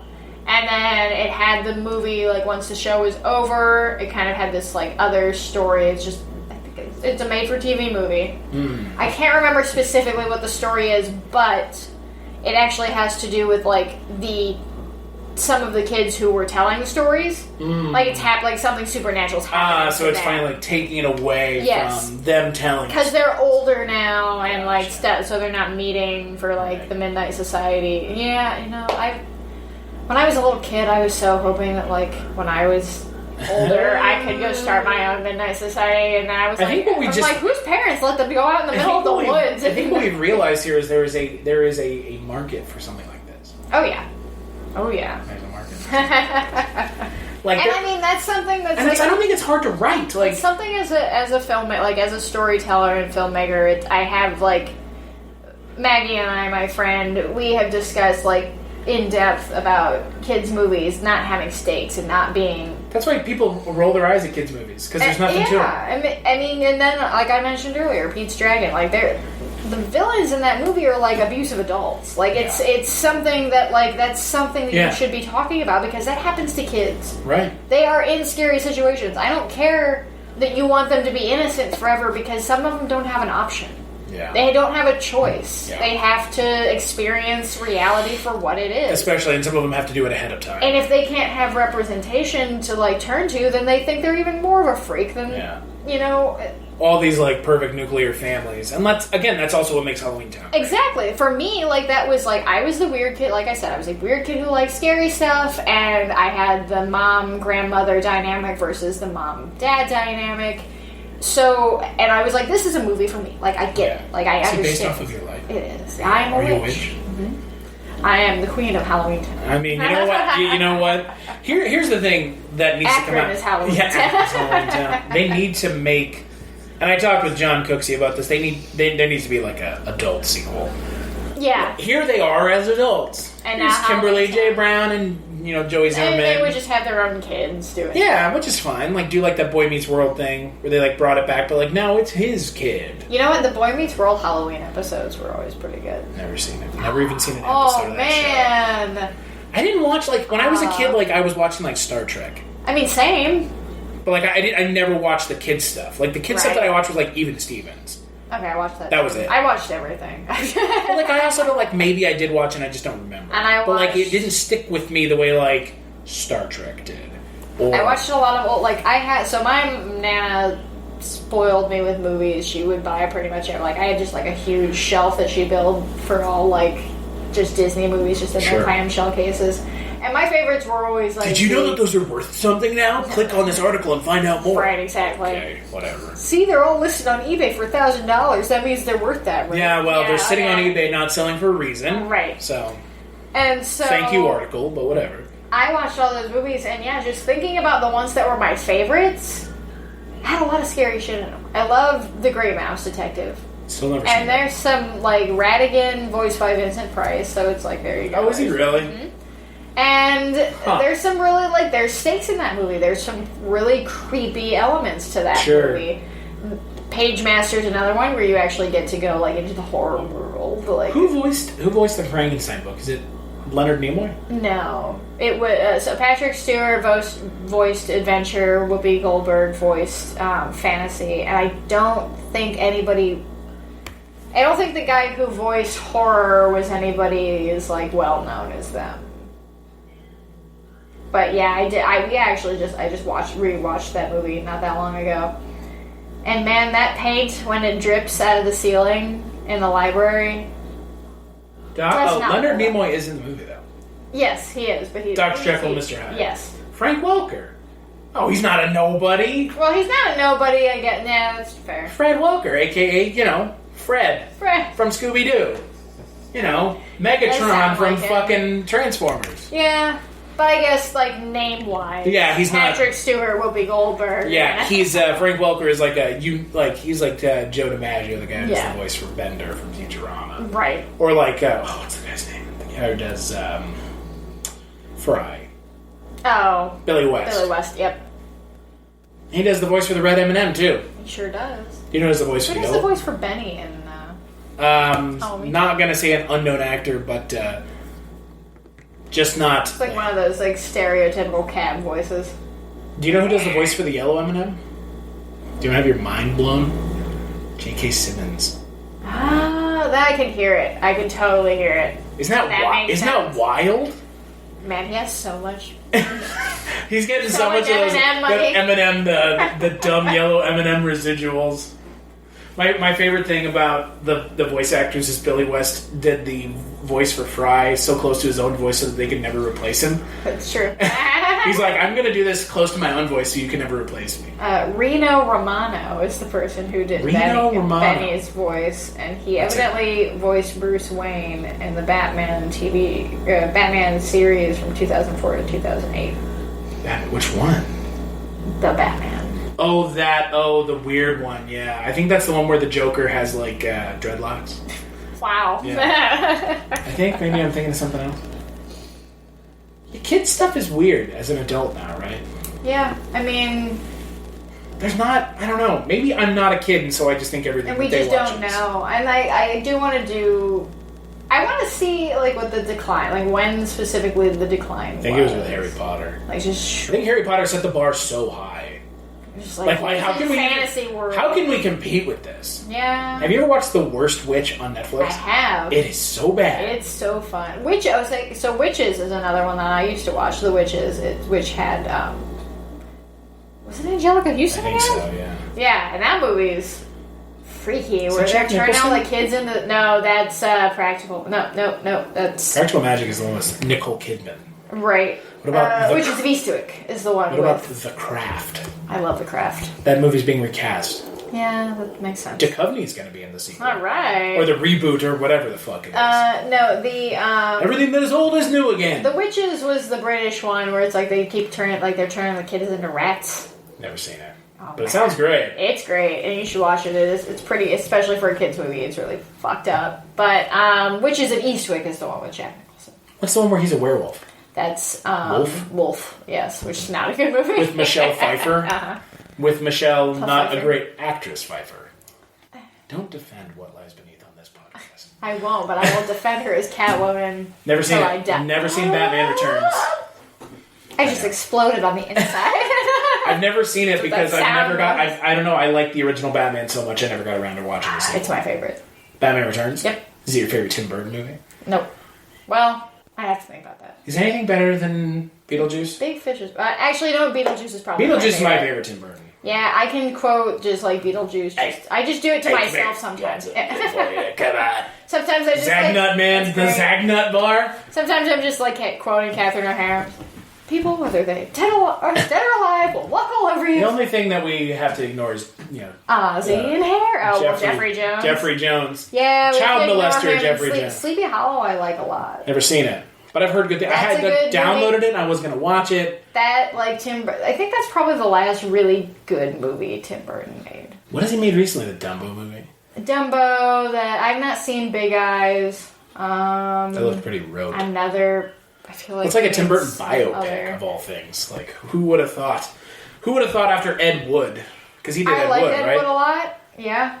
Ed Wood's great. I like Big Fish. Edward Scissorhands is good. Never seen it. It's not my favorite. Like, people... He works with Depp so many times. Yeah, and he used to be good. JD. I mean, that was fine when he was good, but now it's... I love Beetlejuice. Yeah. I don't hate Dark Shadows. Oh, I do. I hate. I use the word hate. I don't know, like you mentioned, like talking about something like Beetlejuice, like is it I don't think it's a kids movie, but you could make the case for it. No, I don't think so. I think that it's... But then they have a fucking cartoon. Like, is it a kids movie or like... No, I don't think it is. I think the movie is very much teenagers? For teenager. Yeah, it's PG-13. So, I mean... No, 13-year-olds. 13... Which would probably be kids. I guess. Like, what do you... Like, where do you draw the line for kids? Like, what do you think a kid is? Like, a kid is... once someone turns 10, are they not a kid anymore and they're a teenager? Yeah, that's kind of how I feel about it. Like, they're preteen.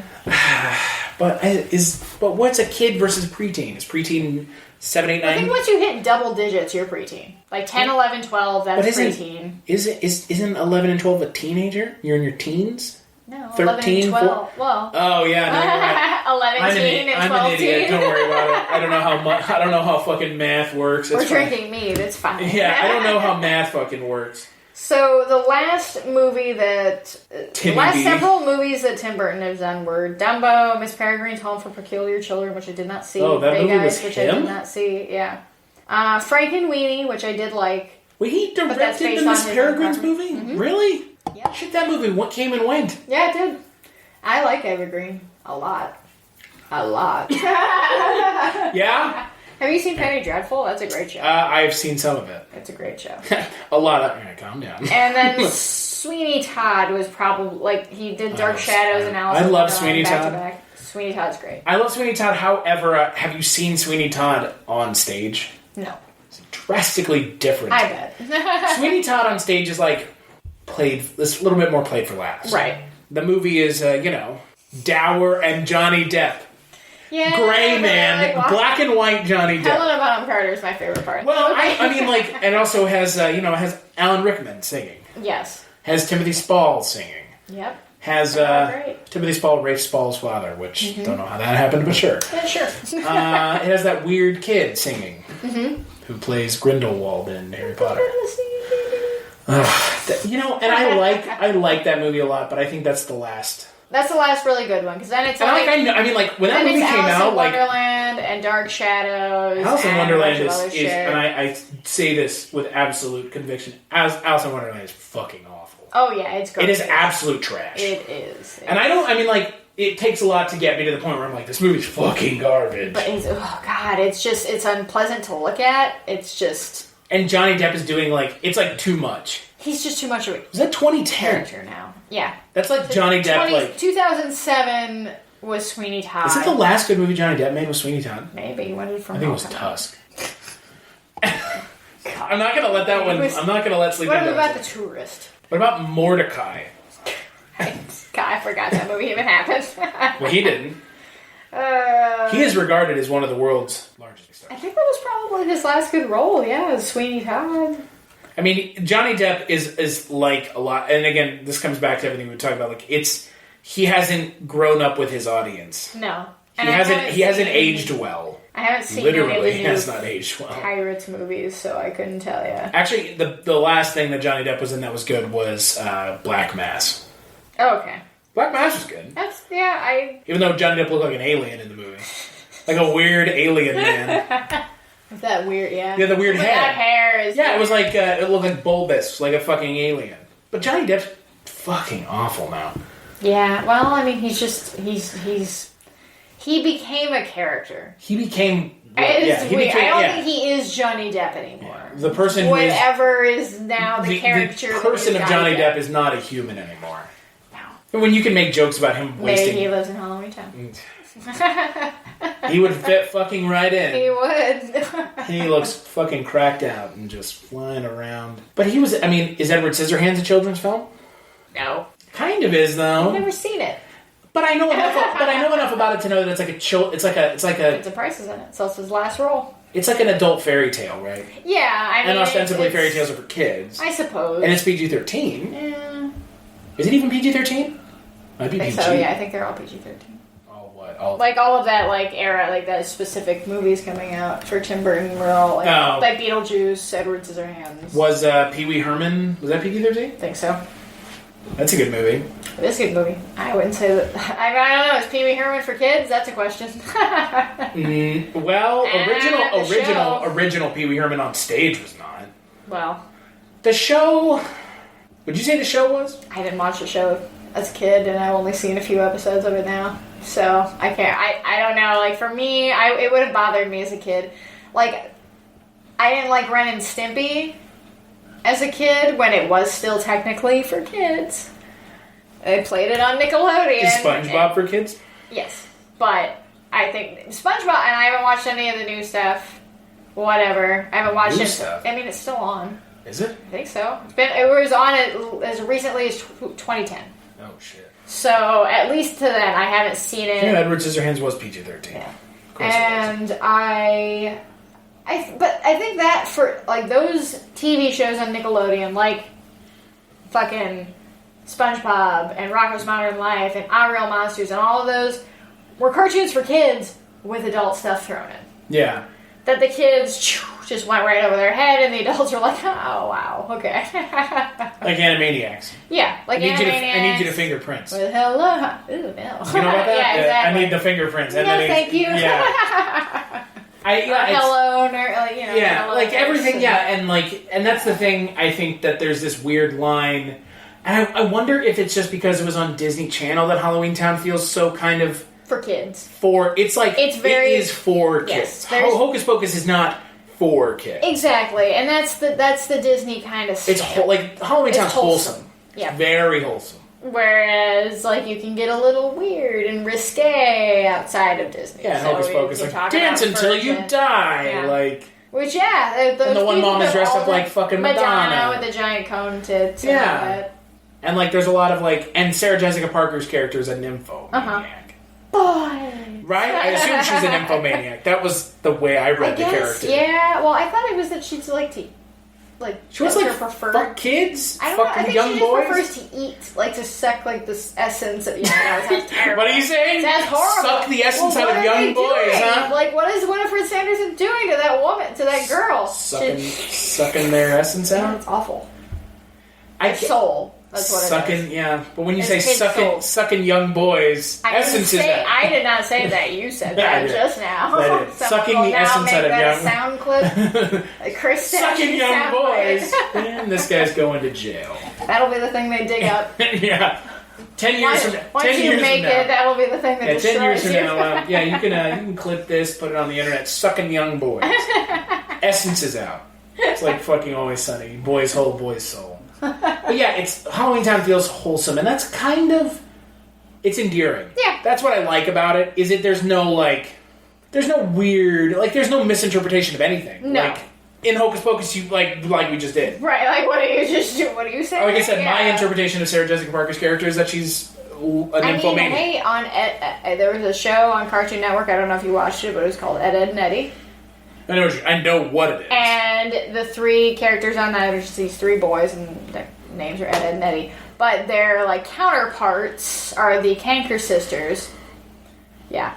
And they're the female versions of them, kind of like the Alvin and the Chipmunk situation. Sure. But they the boys don't like them, and they've fought all over them. But they're constantly trying to get them so they can. So the girls are trying to capture the boys so they can kiss them and hug them. And it's so it's kind of weird. Has it aged well? I haven't watched it since then, but I would say probably not. It was one of the much weirder shows for kids. It was. There's all kinds of theories. It's maybe this universe was the kids were actually all dead because you never see any parents. And right. They're all seemingly from different era. So you could some of them seem like they're from Depression time, and some of them are 90s kids, and it's. Just general internet conspiracy theories, but... Don't you love them? Yep. Yeah, I think the thing with Halloweentown that has aged well is the wholesomeness of it. Yes. I think, and it's wholesome but not to an obnoxious, over cheesy, it closes in on it. Hallmarky. It closes in on it towards the end. A little bit, yeah, but you don't get that. It's not so much It's not like a Lori Loughlin Hallmark movie. Right. Which she won't be making anymore. No, she sure won't, but maybe she They'll make a movie about her. They need to make those movies 6 times Aren't they a year. making her a movie about her? I don't know, probably. She deserves Becky. it. Aunt Becky goes to jail. Full House sucks. Sorry. I've never seen it. It's boring. It's a boring one of those just every time we learn a life nostalgia. lesson. That's the nostalgia glasses for people. Fuller House. I didn't like it then. Fuller House. They brought it back. Yeah. Maybe they shouldn't bring Halloweentown back. Maybe they shouldn't bring Hocus Pocus back. I want to watch the new Are You Afraid of the Dark, though. I think that it looks like it could potentially be a good thing for kids. I think that it, it's just yes, weird it's that got it has the Are You that Afraid of the name. Time, and it is the kids are around the fire, so they have their own midnight society. But I think Are You Afraid of the Dark works because it's not a story. It's just a set piece. It's an anthology series. Right. It's just, you just want some kids around a campfire telling stories. So And we're going to put it under this series umbrella that we already own. Yeah. Anthology series are so hot right now. But the actual individual episodes Can be their own thing. Like Creepshow. Exactly. Kind of. Maybe this would be good. Well, hey, Creepshow's 50. I don't hate it. It's not a hate It's thing. 50-50. It's just not good. I'm not actively angry at the show. I think it's a lot better of an attempt than Twilight Zone, but as a whole other podcast. Well, Twilight Zone again. It's Twilight Zone almost aged too much with its audience. Yeah. When you have something like Harry Potter that aged with its audience perfectly, Twilight Zone did age too much. It's just there's no fun here. Mm-hmm. Let's take the fun out of the equation. Like, come on, you gotta have fun, right? And that's the thing about children's horror movies and Halloween films. Like, there has to be some fun to it, right? Like at the end of the day, Hocus Pocus is like a weird movie, but it is fun. Mm-hmm. Halloweentown's fun, and they're that nice. They bring in Halloween. Yeah. And if you're a kid who's everybody fucking loves Christmas. Not me. Not me either. Not me, and I think that maybe the love for Christmas is kind of waning as people become so irritated with the commercialism of it and everything. The kind of and don't take this the wrong way if you like Christmas. The kind of people that like Christmas bother me. The kind of people that love Christmas, who are celebrating it right now. Yeah, well, they're like, Christmas is coming. I can't wait to play the music. Fuck you. It's I want to punch you in the face. And you know what? You probably feel the same. You probably feel the same way about my love of Halloween. Then, you think that I'm obnoxious. And I like Christmas at Christmas time. But there's something about Halloween that's less wholesome. Yes. Well, Halloween's more fun. Halloween's you can make the case that Christmas is fun. If you gotta be good. If you're part of the consumerist proletariat who loves giving and getting gifts from people. But okay, let's be honest. As an adult, how many gifts are you getting from your family for Christmas? Well, maybe you get more. You don't want me to. Okay, well, I'm not getting shit. Too much. I'm lucky if I'd rather get money. Looking at my bank account, I'm I'd just rather have the money. Well, yeah, there's that. Why did you give me money when I was a kid? I didn't need it then. And B, I'm I get a scarf and some fucking body wash. My family just overdoes it. They overdo it. And so but that's also why I don't like Christmas. The other thing about Christmas versus Halloween is there's so much expectation. Oh yeah. Christmas has the expectation baked into it. Yes, you better have a fucking great time on Christmas.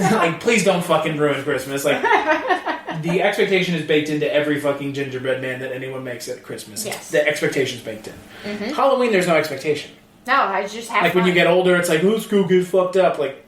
You at some point you get past that. At least with Halloween, I feel I can consistently celebrate it as an adult because I don't have to with Christmas. How you celebrate it as an adult is you buy other people a bunch of shit. Yeah. And I don't have money to buy people a bunch of shit. So then I just go to Christmas events and feel like an asshole because I couldn't buy anybody anything. Why? Because society. Do you feel like an asshole? I bought you a poster last year for Christmas. Do you feel like an asshole because you didn't buy me anything? A little, but that's the Midwesterner in me.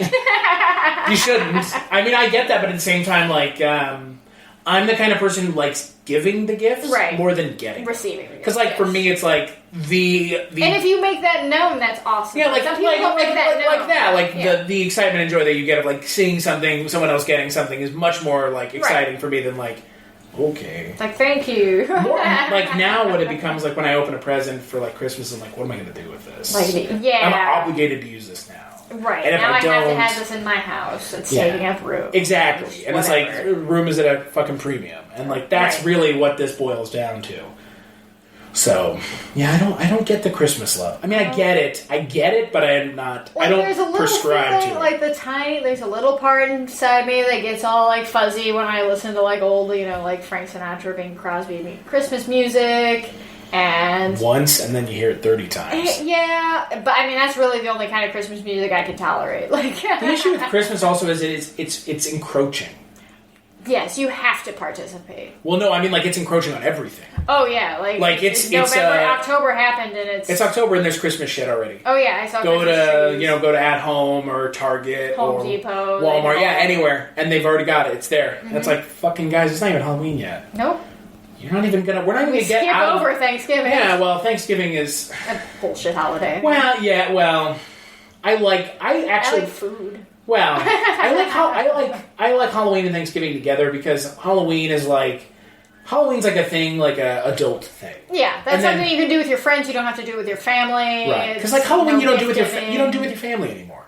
When you become our age, because you and I are the same age. You're not going trick or treating. No, but if when we have a kid. Right. Then it's a family thing. Right. But, like, once they leave and go off to college, it's not a family thing anymore. No, it's you can still have Halloween. Yeah. Christmas is always a family. Yeah. There's no way to escape it.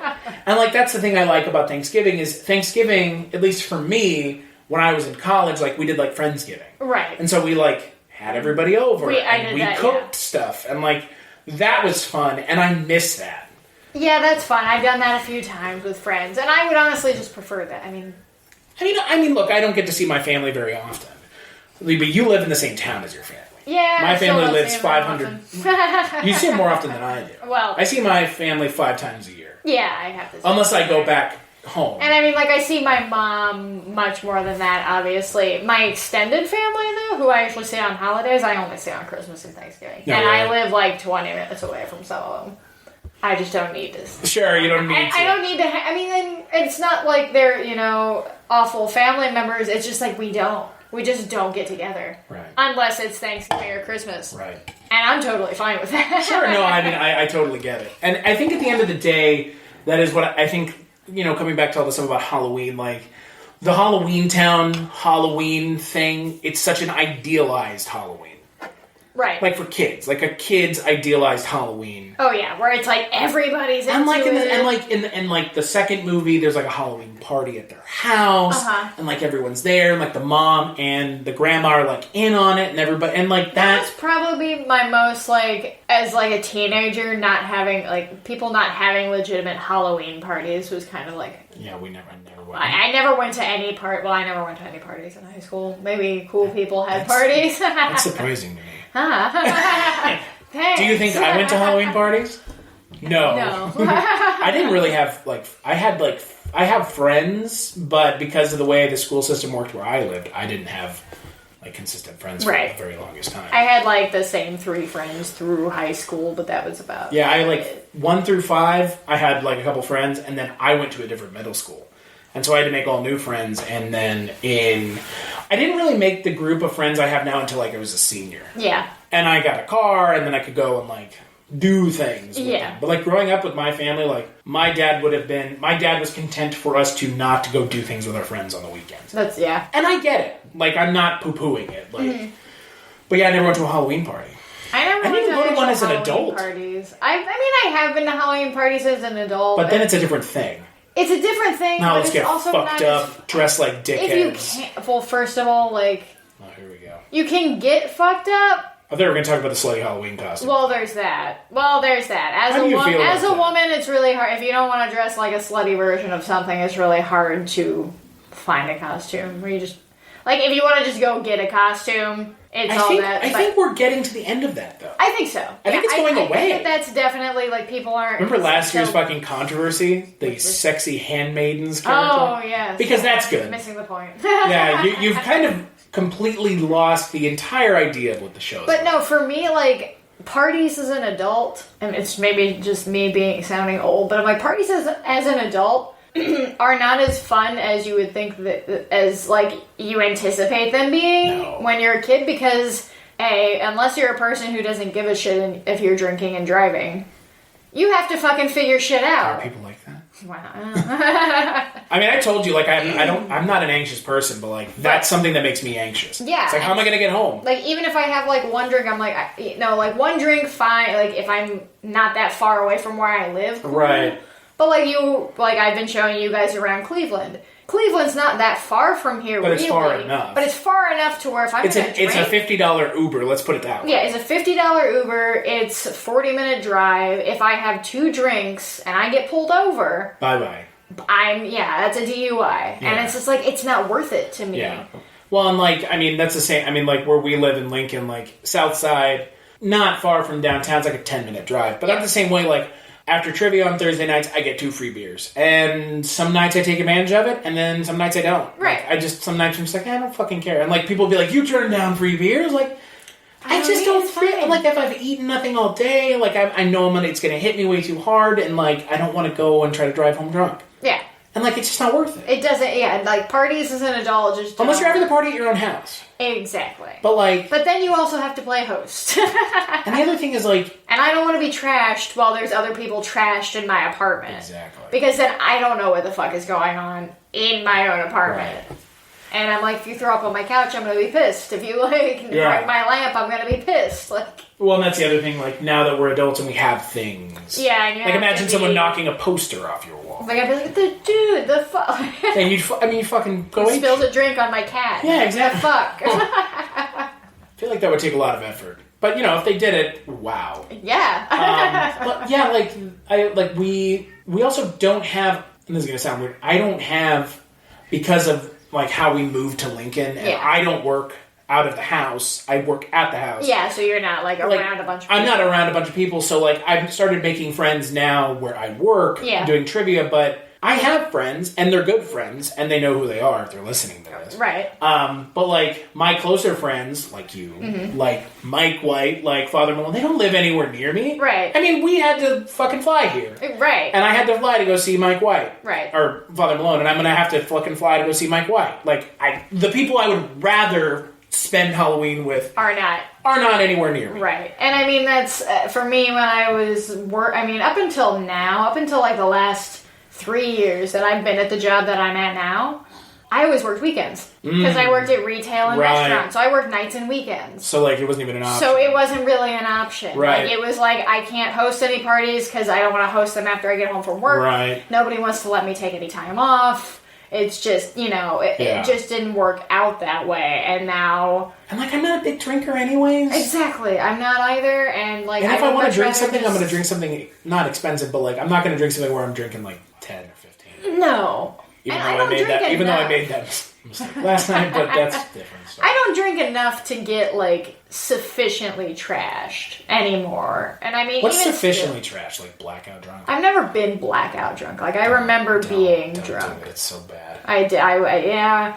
I mean, but I've, you know, if I get drunk and then I get sick. Like, it's just like... Yeah. Or like me today, where it was like... Or you're super hungover. I wasn't super hungover, but I was... Rather smoke and watch scary movies with a couple friends. Yeah, like that's my thing. Halloween I'd rather just like smoke weed and just like... Because like, I'd rather smoke weed than drink anyways. Oh yeah, absolutely. And like, you know, if you don't like that opinion... Fuck you, I don't care. You were listening to the wrong podcast. Yeah, like, you know, and I mean, like, look, I will admit, like, I had not tried marijuana until 2018. Yeah, I mean... I never touched it for the longest time. Like, I was like, I was the person that a lot of people are when they're growing up. Like, I won't touch it, it's bad. Right. But, like, it's not. It's not. And, like, it's better than alcohol. An herb. It's just an herb. Yeah, that's what they say down at those head shops, huh? This is for herbs. This is for tobacco. Yeah, this $2,000 bong is just for herbs. Too hot water pipe. Oh, right, yeah. Don't say bong, say water pipe. But yeah, it's like, also, this is gonna sound weird, I don't have the kind of friends that want to get fucked up anyways. Yeah. Like, do your friends, like, that you have, like, want to get fucking trashed and, like, be belligerent and stupid? I mean, and I knew people like that, like, especially when I was working at restaurants and stuff, and it would be Halloween weekends, and, like, all the servers and stuff that would be like, all right, we just made a bunch of our tips. Let's Are we throwing the entire entire service industry under the bus? I mean, all the servers that I worked with at Olive Garden were, like, they'd make all their tips. Like, a grand majority of them would make a fuck ton of tips on Friday night. And then they would have... And Saturday night, and then they would blow them all on Saturday night at the bar. Like, they would all come in, and then come in Sunday hungover and bitchy as fuck. Yeah, so and it's like, thanks. If you're a server this cycle that goes out there and blows all your money and then comes in and bitches at hosts because you're hungover and can't handle it, you're awful. Also, if you complain that you don't have any money. Well, yeah, that's what the fuck are you doing? Like, you know better. But so, yeah, no, like, those were not my friends, though. Like, I wasn't partying with people who were like, yeah, let's get fucking wasted, woo! And I've been like, yeah, let's go out and get drunk. But it's always for, like, a special occasion. Right. It's like a birthday. Like every day that ends in Y. Oh, right. Every day I wake up. It's a birthday, or it's like, you know, St. Patrick's Day. But I haven't gone out on St. Patrick's Day in years either. But yeah, I just... You know, there's so much more could go wrong than could go right with drinking for me. Well, and here's the thing, like, again, this also comes down to, like, you know, and this is... It's turned into the we're old people. This is a very esoteric connection to Halloweentown, but it's, again, like, we, like, that kind of behavior, like, I think I've outgrown it. Yeah, You know what I mean? I mean, at some point, either you have that window to do it, and you do it, and you continue to do it, or you just, like, do it and then you outgrow it. Right. Like, I did in college, like, 1 week, every night I got drunk. Right. From Sunday to Saturday, or Sunday to Sunday. And, like, that Sunday, at the end of it, I was like, No. Like, I was like, I can't do it. Like, I went to class hungover, and I only did that for 1 week, and I was like, this is a fucking mess. Yeah, I mean, I went to work hungover a couple times, and it was just like, I'm trying to, like, imagine doing that now, and I'm just like, oh, God. It sounds awful. Like, I don't want to be hungover. And I worked at restaurants when I did, like restaurants and stores where it's just people yelling at me about stupid shit that doesn't matter. Yeah, and sitting in class is not much better. And Like, trying to focus on things, like, focus and give a shit, like, you have to, like, do the old, like, I gotta go run out back real quick. Yeah, boot and rally in the back. Like, it's one of those things where it's like, I think there was a moment where I did it. Yeah. And I outgrew it. And, like, I think outgrowing it is part of this, like, I don't want to go to parties because I'd rather stay in my house. Way, you know. You know who says that, right? I party in my own way. I mean, in ways that I can't legally mention here. I'd rather just, like, hang out at my house. Yeah. And, like, drink and at my invite a house. couple people over that. Honestly, just, like it's really, I hang out with, like, 1 or 2 people. Like, our game night, so you met one other part of my game night, Maggie. Our other friend, I met the person who you split from. You met my clone. She's 2 years younger than me, so she's split really? from me. Yeah. Yep. I thought you were the same age. Nope. I mean, we're pretty much the same person. Like I told you last night, and I'll tell you this again, like, I don't think you... I mean, you probably do realize how lucky you are. Like, to have a friend that close. Yeah. Like, And I mean, I've had, you know, way back when, and I still have friends with I do have a couple very close friends. Maggie's one that I've made in my adult life. Sure. So, and we connect, you know, like, on artistic paths. Right, and movies, right. And just all kinds of stuff, and yeah. She's not just your friend, she's also your creative partner. Right, exactly. And so, yeah, I would much rather hang out with just, like, a couple really good friends and watch shit like Halloweentown and kind of, like, dissect it and talk about it than go out and party and at the bar. Not remember the night before and be $100 less in the next day. Oh yeah, no, that's the other thing is the money. It's fucking expensive to drink. Yeah. I mean, especially if you can't, like, I'm a tiny person, so it does not take a lot for me to get drunk. Were you drunk last night after one cider? No. Okay. No. How many would it take? Like 3. just 3? Yep. 3, and I'm pretty buzzed. If I were to drink a 4th, I would teeter on probably feeling sick territory. I was at 9 last night. Yeah, that would just... I would have not been able to come out and meet you today. I know that if I wasn't on vacation, I wouldn't have done that. Right. On a fucking Saturday. Well, on a Saturday night, like, with other people, but not just, like... By yourself. Well, no, you were by yourself. You were with your... But, you know, you guys were just sitting... But let me put it this way. I was the one drinking. That's true. Yeah, that's fair. But, like, I also, like, on vacation, trying beer I've never had. And, like, I drink maybe... I don't want to take it home with me, like... I drink lightly once a week, because on game nights, like, I'll have a glass of wine or 2. Yeah. But... Or 3. No, just 2. Is that your limit? Yeah, for wine and... How many glasses of wine is it? Like, 2 is a bottle? 3 is a bottle? 4 is a bottle? 3... I think 4 is a bottle. What's a Maggie pour? and I would go through a bottle and about 2 glasses each. Oh, okay. I don't drink wine. I don't drink wine a lot either. And that's the thing is I don't drink a lot either. Gotcha. So your tolerance is low. Tolerance is low. This kind of stuff that I like, I didn't start drinking until later anyway, so I don't have, like, I don't like beer really at all. Right. I'll drink sours. I like cider. I like, you know, mead. I like... Yeah. Certain mixed drinks, yes. I love Bloody Marys and Clamatos and stuff like that. Because I'm an old lady. I think Bloody Marys are in vogue now. I think they are. I mean, that's fine. Fucking hamburger on top of your Bloody Mary with, like, chicken wings. I don't like that shit. But I'm not saying you like it. I'm just saying, like, that is very... yeah. Those extreme, like, just like, I'm gonna make a whole It's a meal, yeah. It's like a fucking pizza jam. But they're already kind of a meal. I mean, like, a tomato juice, like, it's a lot. You ever had a Bloody Bull? No, what's that? It's, I think, instead of, like, you know how, like, Bloody Mary can have, like, clamato in it? Yeah. It's like, instead of, like, clam juice, it's like beef broth. Oh, I could totally be into that. You should try it. I mean, I've heard it's good. It's not... And then Bloody Maria with tequila instead of... Yeah. Well, that's like that's an alcohol thing. Yeah, that's an alcohol substitution. I just don't like... I don't like tomato juice. It's I didn't realize I did. Like mouth coating thing. Yeah, it's like thick and kind I of. suppose. I get that. It's like you don't like tomato soup. It's viscous. No grilled cheese and tomato soup for you when you were a kid. No. It's That's not how that I feel like like peanut butter. It's not that I didn't like it. My mom never made it. That's fair. My mom didn't make it. My mom didn't make peanut butter either. She didn't make like peanut butter and jelly sandwiches. She's just hand making peanut butter. I mean, you could, I guess, theoretically, be hand making peanut butter. I don't think anyone does in 2019 unless you shop at Whole Foods, which you can make your own peanut butter there. I have shopped at Whole Foods, but I don't. You mean whole paycheck? Yeah. Yeah, I drink like you. I drink once a week. Yeah. What I drink. And if I didn't have game night, it wouldn't even be that. Yeah. Like I go over to my neighbor's house once a week on a Wednesday night and drink. But it would probably maybe be like twice a month or so, because if we go out to like breakfast on Sunday or whatever, I'll get a Bloody Mary or something like that. Does Jason drink? Not often. I mean, he probably drinks about as often. Yeah, he drinks about as often as like I do. Does he like beer? He likes beer. He likes liquor. He likes liquor more than anything else, really. He doesn't like wine. I've liked some wine. It depends. Yeah, Kate drinks the hard seltzer. Yeah, I don't. But not the claw. I don't like seltzer. Not the claw. The Trulies. We're those people. Well, you're not from Ohio. So. we're not the folks. We're the folks who don't. I don't like seltzer. Like I just don't like that. You don't like LaCroix? No. You don't like the bubbles? Nope. I don't know if it's not the bubbles. It's the taste. Yeah, it's got that minerally. Just like mineral water. Flavor, just. Well, and even if it's not mineral water, there's something about the CO2 in the bubbles when it's released that has like a bitter. Yeah, and that's what it is. Yeah, like tannic, like.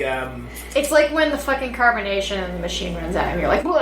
Yeah, it's. I'm trying to think of the word. There's like a tannic quality to it, where it's just like it's not. If you don't like it, you don't like it. And that's why soda has fucking stuff in it. Right, to make it. Drinker of Coca-Cola here. Oh, yeah, absolutely. Like, if you didn't have the syrup in there, it's just no way. Carbonated water. Yeah. And it's like, you don't want it. I don't want that. No. Like, yeah, exactly. When the syrup runs out, I have been... Yeah. I've had to change many of those syrups out. Yeah. And when you do... Yeah, and you know, like, drinking once a week, I think, is okay. Mm-hmm. But... Yeah, like the Halloween party thing, like parties and stuff, like I just can't get down with it anymore. No, not that I ever could to begin with. Yeah, and I don't even think like like the Halloween parties and like movies and Halloweentown and all that. I don't think those teenagers are really hosting parties like that. You know what I mean? Maybe they are. I don't know. I mean, I didn't know anyone who did. Teenagers with money, sure, like who have giant houses and can have a bunch of people over. Marnie didn't have a giant house. That's true, but in this, I mean, I think it's like that idealized. But like that house party where like everybody comes and you're playing music and you're dancing. I'm like, I've never been to a party where there's dancing. No, God, I've never been. Yeah, those like idealized Hollywood parties. Yeah, where it's like, there's people dancing on the stair. Like there's just people all over. Yeah, there's pizza out in the back lawn. And there's like kegs and stuff. Doing keg stands like. I'm like, those exist. Frat parties, yes. I think those house parties exist. Standard high school parties. I think those house parties have to exist. I mean, any party that I went to in high school, was fucking like maybe 2 pizzas, a bunch of Doritos and Mountain Dew, and like DDR. So a cool kids party, right? I mean, we were watching Homestar Runner. Yeah, I mean that was the kind of stuff I went to. Like it was just like it wasn't a party; it was like people hanging out. Yeah. Which I think is honestly what most, like, high school parties Well, that's really the kind of stuff I'd rather go to anyway. Yeah. Because, like, we did a party for costume Kate. parties. Is that a thing? That's just a reason to dress up. I think costume parties and then you say more dress like up when you go slutty. out. Yeah, and then you say dress up slutty. Yeah. Like, that, you don't need to add that. I don't need that, yeah. But I'm glad that that's going away. Yeah, I think that definitely, that sort of 2000s era of... Sexy cop. Sexy nurse. Sexy nun, like all of it. Sexy nun. That is a thing. Yeah. I mean, sexy nun's been around for a while, but... with the bodice. Nunsploitation movies, yeah. so... Like, all of that, like, I think we're finally past it. Sexy Freddy Krueger. What? Hopefully we're not past that. Sexy Mr. Rogers. Oh god, I hope that's a costume. I hope it is. What about Sexy Bob Ross? I kind of want that to be a costume, too. Like, what? Would you have, like, the mustache and the afro? I guess. So it's like I don't know. It's like a drag as well. Yeah. there's like, yeah, that whole sexy thing, like, I think a couple years back it went peak. And I think we're past it. Where it's like we were just making sexy costumes out of everything. Sexy Chucky sexy is where... toaster. Yeah, Sexy Chucky is, I think, where I'm like... They never did Sexy Leatherface. We know of. They did Sexy Freddy Krueger. Yes, I've seen Sexy Freddy Krueger. Which is just like a sweater. It's a sweater dress. Yeah, it's like a onesie. Just straight sweater dress that like has is cut like really low on the footage. And there's Sexy Jason, but it's like a jersey. Yeah. But yeah, like the sexy, like Sexy Minion, like... Ew, that's weird. I mean, like, yeah, I get, like, if you want to do, like, a sexy character, like, do, like, a profession, I get it. Right. But, like, sexy, like, fictional characters that aren't sexy, that are being, like... Sexualized, like... Yeah, Sexy Minion. You know, that one eye that it's got. Right. Yeah, sexy Gru from Despicable Me is what I'm all about.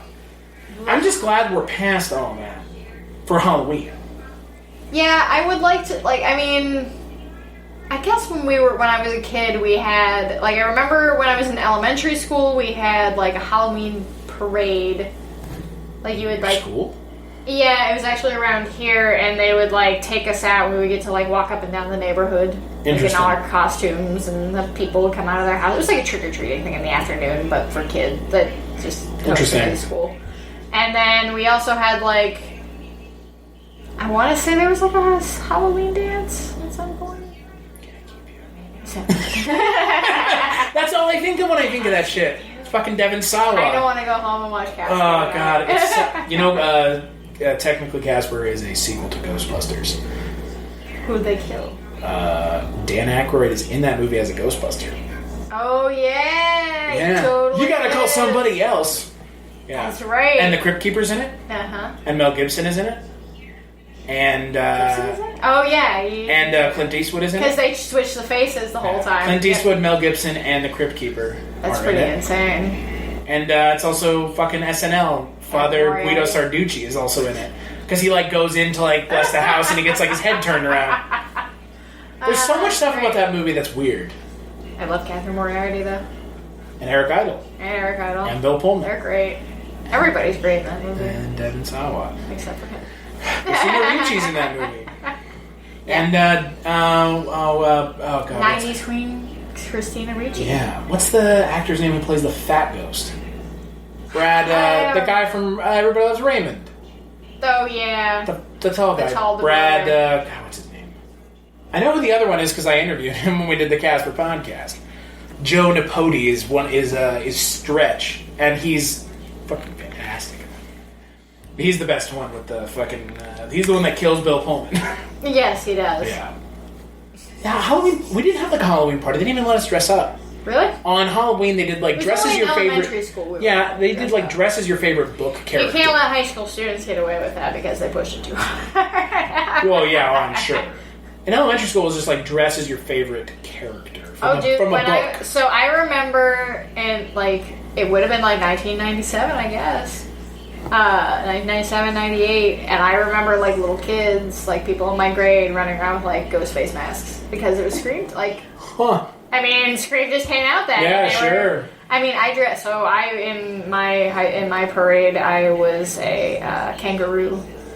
My Nana handmade me a kangaroo costume, and it had little gloves that were in the shape of, like, little kangaroo hand mittens. It had a giant tail that was stuffed, and it was held by, like, fishing line to my back, so it actually. Do you have a picture of this somewhere? I'm sure I do. I used to still have my mom might still have the costume. That's amazing. Which my parents still have for it now. My parents have my costumes. My mom made a Teenage Mutant Ninja Turtle costume for me that had the shell that was like detachable with Velcro, and she like made it by hand. That's awesome. That's what my Nana did with this, and I mean it was good. Like it had the hood, and it was warm.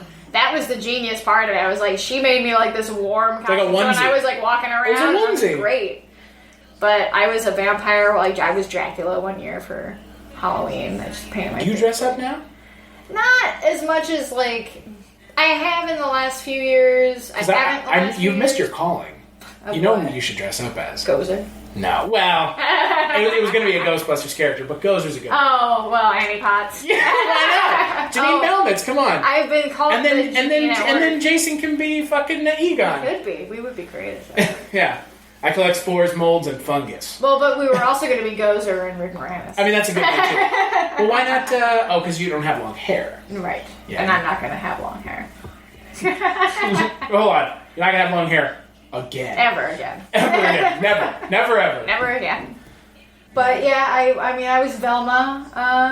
You can see that. Velma was a good one. I was the Invisible Man one year, which was great because I totally wrapped my head in everything and had black glasses and my hair kind of stuck out because I had short hair at the time again, so it was all. And you've been K-Mac in Twin Peaks. I was K-Mac. Yep. Yeah, I dress up as more male characters then. So you've been Fox Mulder. You've been Fox Mulder, right? I have not been Mulder, but I should. But isn't that just me and Maggie should go as Mulder and Scully? Isn't that just K-Mac though? And Dale Cooper, it's just the same thing. Yeah. Fucking trench coat. And everything else is... because I wish that X-Files crossover happened. I mean, Duchovny was in Twin Peaks. I know, but he wasn't Mulder, he was Denise. I mean, Yeah, if Kyle McLaughlin, if Agent Dale Cooper just came to help Mulder and Scully out with a case one day... Jesus Christ. Missed opportunity. Missed opportunity. It's a missed opportunity, but they also redid the show. Yeah. They were on at the same time. Shows. Weren't they on at the same time? Yeah, I think so. Or at least the same year. I think so, yeah. I think somewhere. The universe would have collided. Fucking exploded. Just K-Mac and Duchovny on screen at once. But then you have... Who's the other character for Scully? She doesn't interact with anyone from Twin Peaks. No, that's true. She would just be, constantly infuriated by Mulder and them just hitting it off. Yeah, and they're just damn it. They're just like this. They're like fucking two peas in a pod. It's just these fucking... Yeah, exactly. That's what it would be. So, but yeah, as an adult, I haven't... I was the Chatterer. You've seen the Chatterer mask, and then I bought a Hellraiser costume. The mask was shit, but I bought it for for the full pinhead? bodies. Yeah. Oh dear God. For a full pinhead suit. Yeah. But the mask that it came with was shit, so I just wore the Chatterer mask that I have with that. And that was pretty awesome. What did you do with the costume? It was just sitting in a box somewhere? Probably, yeah. That's amazing. And then those are probably... You should just wear that costume out. Without the mask. Just walking around. Just walking around like a very weird S&M bondage suit. I have my little Rubik's Cube. Yeah, exactly. Yeah. I have one of those as well. Yep, I have one of those. I saw it on your fucking bookshelf. And I was like, oh wow. Yep.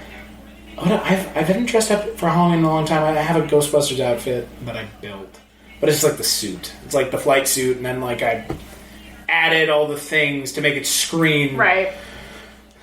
I haven't dressed up. Because I don't have anywhere to go. This year I'm doing trivia on Halloween, so I'm going to wear my Ghostbusters outfit.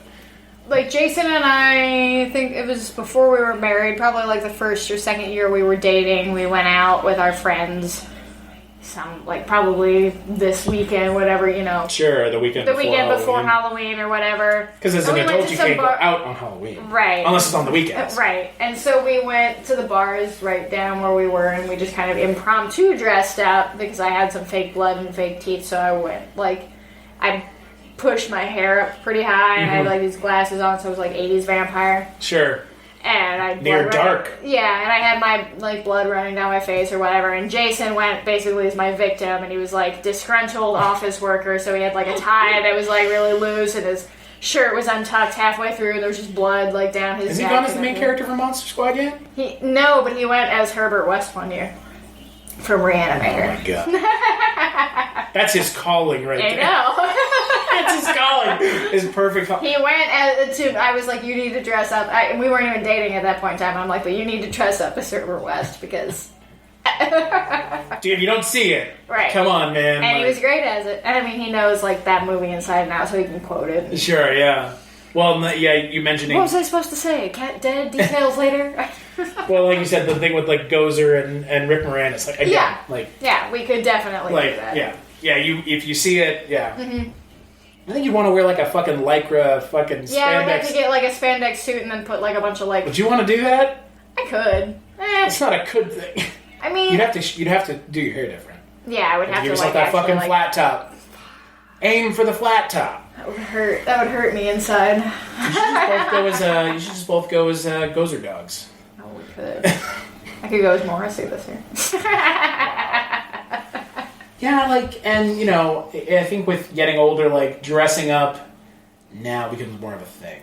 Yeah, and it becomes more of like we dressed up at work, but then it's also like, great, now I'm at work in this clothes. Well, that's why I'm like, I want to... At least I dressed up as like an FBI agent, so I wasn't like... I want to dress up for super trivia, but at the same uncomfortable. time, like, I don't want to be in my hot Ghostbusters outfit. And not like sexy Ghostbuster, like, Hot. it is warm. Like, it is making me warm, not like sexy Ghostbuster. I'm dressing up as sexy Egon. Would you like to see my proton wand? Like, it's not that. Right. Fucking pervert. Yeah, I mean, I guess if I were going out, I would be more inclined to dress up.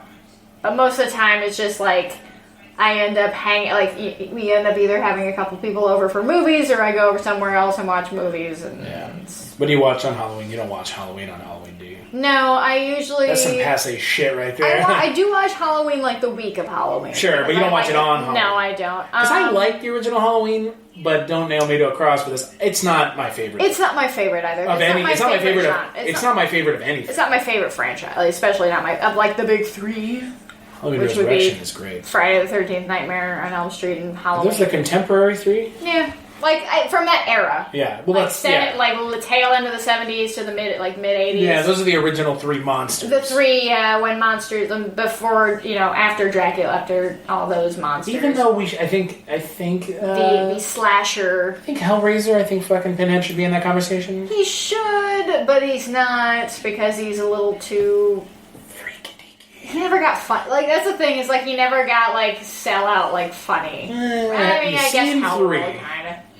Have you seen 3? That's true. I've seen all of them. Yeah, Hell on Earth, Hellraiser 3. I guess he did, but he's not in them as much in the sequels. No, but in 3 he's very not. jokey. That's yeah, with Are you ready for your close-up? J.P. Monroe. Yeah, like, everything about that is just, like, that movie's goofy as fuck. But I like that movie. But Yeah. it is goofy as fuck.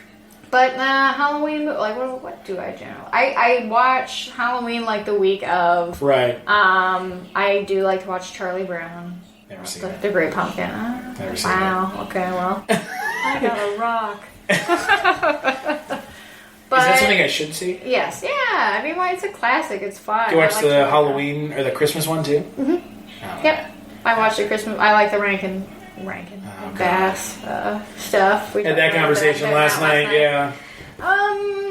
That sappy I don't know. melancholy It shit just kinda- I doesn't don't- land with me, unfortunately. Like, I don't watch like a specific movie on Halloween. I guess like I kind of like. do you watch something like, new or watch something that you've never seen before? I try to mix it up. Like I try to keep like a mix of like because there are ones that I like to revisit. Who doesn't? But I like to try and at least get like one new thing that I try to watch like in October.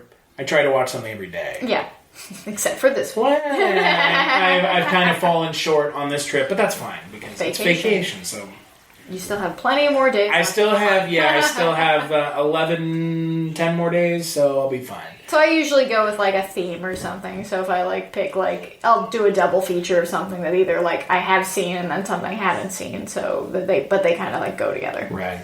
And I mean now You know who you could be for Halloween? Rocky Horror Picture Show. the whole thing. Well, Everybody. Jason could be Brad Majors. Uh-huh.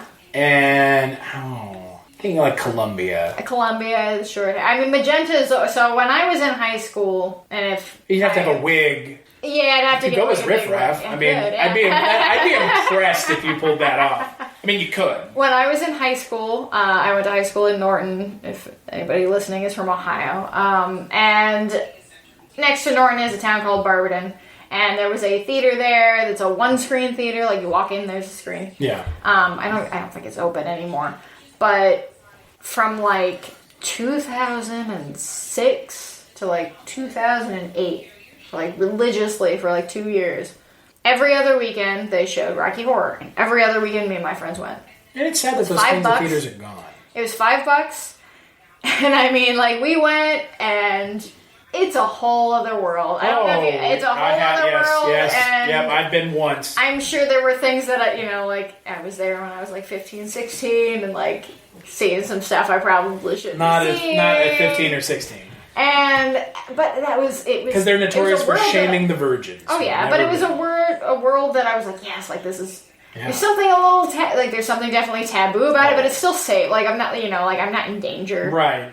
But these people are fun. They're world. fun weird. Yes. They're not dangerous weird. They're not trying to hurt you and make. They're not walking around the streets screaming at each other. And if you are, you go there, and if you've never been there before, you get the V on your head for being a virgin. But they won't make you do anything. And you also don't have to, tell them that you are. No, you don't. Which the first time and only time I went, I definitely didn't tell them because I'm not going to be.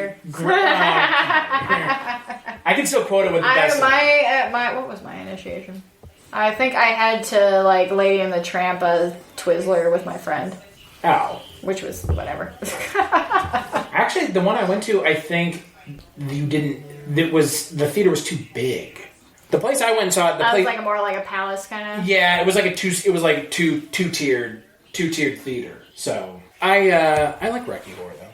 I love Rocky Horror. The first time there's I one saw character I would go as, but I don't think I could pull it off. Frankenfurt. Eddie. Yeah. That's the only character, and Kay would have to go as Columbia. Yeah. Mm-hmm. I would love. Awesome. I would love to do that. I think you guys could definitely pull that off. I could pull off Eddie because I'm not a gorgeously thin man. All you need is a denim vest, a helmet, sweet saxophone. Yeah. And that is one of my favorite songs from the movie. Too. Oh yeah. So I actually had shock treatment. Yeah, but I don't remember it well enough to have it. I have it on vinyl, but I haven't watched it. I bought that movie on VHS when I was in high school, and I watched it so much I wore the tape out.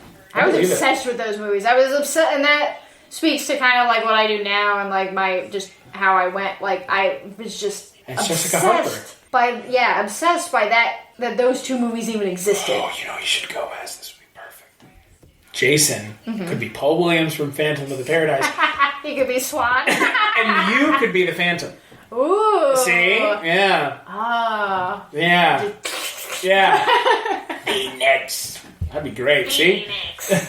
Yeah, I couldn't. I was like, I definitely couldn't be Jessica Harper, but thanks for trying. I mean, I don't think anyone wants to have to follow up that fucking performance for dancing around. No. Jessica Harper dancing, I don't care what anyone says, it's awful. Yeah, her dancing's bad. Her singing is awesome. I think Father Malone will defend her dancing. I mean, she's cute. But he also has this man has a swan. Oh, does he? Yeah, he has the death record tattoo on his arm. That's how I met him. So okay. Because I responded to his YouTube video. I was like, "Hey, man, you want to do something together?" And he's like, "Sure." "Oh, you're dressed up like a little Bo Peep, do you?" That reference. Unfortunately, you haven't seen Fletch yet, so that reference is. Yeah, I don't. We've never done a couples costume thing. We've never done we went as I was vampire. No, a plug and a socket, like an actual. Or a hot dog and a bun. A tandem horse. Oh my god! That's just hilarious. A tandem horse. Anytime I think of the tandem horse, I just think of Eric Andre on the streets. This guy's sticking his finger in my fucking ass. Would you stop it? We've never done that. I've had friends like yourself. Yeah, that have done it. Yeah, but again, they're also a lot of work. Where do you go? You also gotta buy that shit and make sure you're ready. It's Halloween sneaks up. It doesn't sneak up on me, but it's all this shit. All of a sudden, shit. It's Halloween the weekend before. Halloween is next week. Exactly. And it's so it does sneak up. I haven't bought anything for Yeah, we're not ready. No, and I'm not. And I I don't know where I'm gonna go. Probably not gonna do anything. Maybe we'll have game night that week. So maybe we'll have a. I know I'm not doing anything because I'm going to have to be downtown at Boiler Brewing Company hosting trivia. So you'll be out, though, and you'll see people in costumes, and you'll... Well, this week at trivia, I'm going to tell everyone to show up in costume, please, in solidarity of your trivia master. I'd rather do something like that. I would rather be out, hosting some kind of, movie event or something like that. Maybe at a local theater somewhere. 2 weeks. Just come to Lincoln, Nebraska. Yeah. Just come to trivia there. I'll be dressed up. I don't know if anyone else will. But, I was dressed up for Harry Potter trivia, and there was one person who dressed up. She came in her robes and everything. That's awesome. I would like to host a Halloween event, at a theater or something like that, and then you get to see people come out and whatever, and then you're more of an observer at that point than have to participate. Sure. Well, I'm doing all Halloween horror stuff for the trivia because I'm super excited. How if often... I did come, I'd destroy everybody in that. Whose movies are these? Wes Craven? I've never heard of him. Fuck you, you. Was it the recipe? Oh god, they didn't, I'm not gonna say anything, but they didn't even know who the director was. It's fine. Not everybody's a movie nerd. Yeah, fair. But yeah, like if you don't have anywhere to go for Halloween, there's not any like need to dress up. No, but and kids go and trick or treat anymore. That's like not even a thing. But I think that like when it comes. That all aside, even like, yeah, I don't really dress up for Halloween and I don't really go out and do Halloween stuff, per se, but I still enjoy Halloween. Oh, yeah, I mean, it's my favorite time of the year. I do Christmas stuff and I don't enjoy Christmas. Yeah. No, like, I mean, this time of the year is my favorite time of the year. I mean, it's nice and...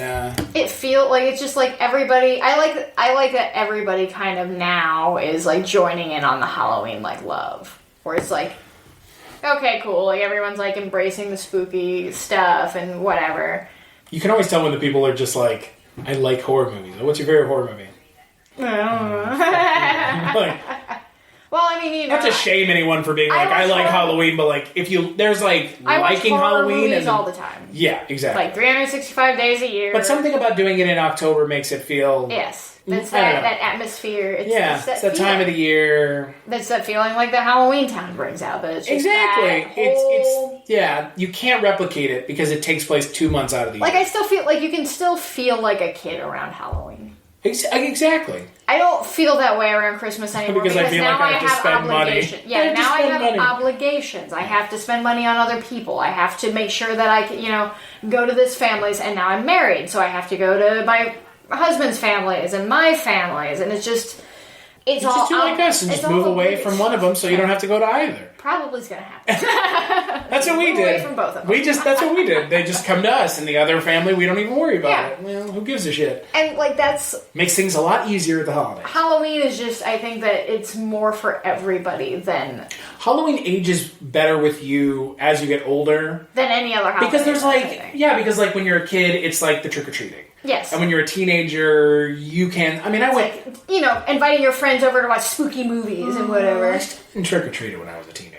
We weren't allowed. I mean, I tried... My friend and I... I was 18 and I went trick-or-treating, but I went with, like, a group of friends and I went on, like, a lark. Like, there's a picture of all of us. Like, I don't remember what I was... Honestly, I think you should be able to go trick-or-treating until you're, like... Yeah! Kids is shit. It's not just for kids. You're taking the fun out of the holiday by doing those for kids. Like, we went, like, my friend John at the time, he doesn't look like it now, but he had, like, a goatee and long hair. So we're like, you're Jesus. And he went around, like, dressed up and, like, and we had a fun time, like, as teenagers. And you're not being assholes about it. Like, you're not going and, like, smashing people's, like, decorations. We were just going around, like, having a good time, all of our friends, and, like, there you go. But, like, then you get into the adult thing, and then some adults are just like, fucking Halloween parties, getting drunk, and other ones are like, let's just hang out. Yeah. And then you, if you have kids, then it's like you get to take them trick or treating, or like Jason and I go to horror conventions occasionally, and you see like people taking their kids to those. Yeah. And so it's like it's the holiday that I think that everybody gets to participate in, no matter what you're doing, as opposed to Christmas, where it's like. Now you have to buy everything. There's two things. It's Christmas when you're a kid, which kid to like 18, where it's like you get presents. Yeah. And then when you're an adult, it's like you give presents. And then eventually you host Christmas. Yeah, like And like my dad is always not like, me. What do you want for Christmas, Dad? Nothing. Okay. And I used to be like, why don't you want anything? But now I'm just like, I get it. Oh, I get it. Because the other thing is like, as an adult, like if I want something, I'm just gonna go buy it. I'm just gonna get it.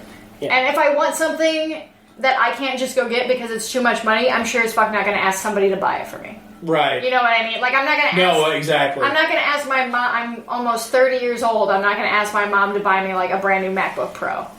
Sure. Unless she offered, and then If she offers it, great. Yeah. But I'm not going to be like, hey, Mom, I could really use, like, a $3,000 computer. Yeah, if you're looking for something for me for Christmas, this $3,000... I could use a new car. Yeah. I could use a new... Like, it's just... You want to pay my rent for a year? Like, that kind of shit. Like, it's like, that's not real. No, that's not real. That's what I want. Yeah, but that's why Christmas doesn't age well. No, because it's like, it's not for you at a certain point. Well, yeah. Well, it's you playing a role. Yeah, it's not to participate in the family. Yeah, it becomes like you. Yeah, I think Christmas is too focused on the family part of it. Yes. Like, do you celebrate Christmas with your friends? I got you something for Christmas last year, but like I didn't like invite you to my house. Not that I said I wouldn't have, but like Maggie and I had like a weekend where we watched a bunch of old like Christmas movies and drank and other things. Drank other things. Drank and consumed other substances. Praise the Lord in our own special. Yeah, and I mean spirit of the season way. But like on Christmas, no, you can't. You can't. You're supposed to have to go to your family. Yeah. Or on Christmas Eve, no. You go to church. No. Praise the Lord. Actually, Christmas Eve is my favorite now because I don't have to do anything. Yeah, right. As an adult, Christmas Eve is great. Jason and I, I don't know what you and Kay do, but we aren't huge on like gift giving because it's just kind of like it's all our own money. Well, and again, like I mean, like with Kate's birthday is in October, like I just get her stuff. And my birthday's in January. Throughout the month, like I just get her stuff throughout the month, and then like I give her like. Okay. I'm gonna say this, and it's not what people are going to interpret. I give her, Jesus. I give her one big thing on her birthday. One big gift. God, there's no way to get around it. I give her one big gift on her birthday, and it is. God, is there any way to say this without saying special? It doesn't sound like a pervert, but like I give her one thing on exclusively. You give her one gift. Yes. For Christmas. On our birthday. Yeah, on Christmas, like, I think we overdo it in my family, but that's a different story. Yeah. But on Christmas, like, I tell her, like, let's not overdo it. Like, if my parents want to overdo it, fine. Right, yeah. And, like, my mom, I love my mom to death, but my mom goes crazy at Christmas. Yeah. But that's fine. Like, I can't stop her. I can't tell her no. Right. But, like, for, like, birthdays and stuff, like, no, I just give Kate, like, one big thing on her birthday, and I give her a lot of small things throughout the month. But yeah, we just, for Christmas, like, we'll give, like, maybe, like, exchange, like, one gift, like... It's too much expectation. Yeah, like, it's you're expected gift, to do... And also, like I said, like, we share a bank account, so it's not like I'm kind of like, please don't buy me something super expensive because I know we need that money. we need the money for something else, and, like, I was telling Kate that I was like, we need to, like... I'll buy you stuff, but, like, don't buy me stuff. Right, yeah. Well, it's just like, okay, it's one of us. So we'll exchange, like, a small gift on Christmas Eve, and then we'll watch, like, Gremlins. Yeah. And that's great.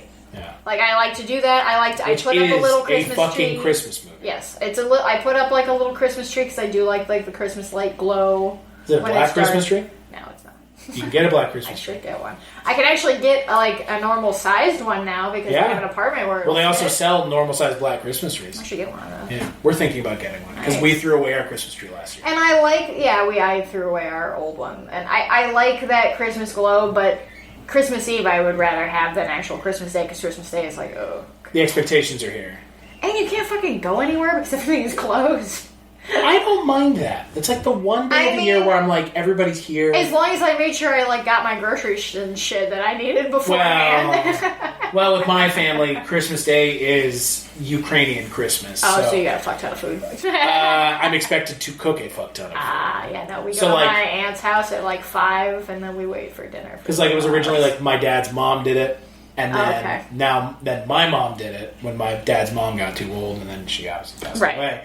And now Kate and I are the ones taking over that tradition. Right. Because I don't trust my sister to do it. Right. For multiple reasons. But, yeah, like, that, like, for us there's that expectation, but at the same time, like, I like that you can't go out and do anything on Christmas. I'm okay with that. You can go see a movie.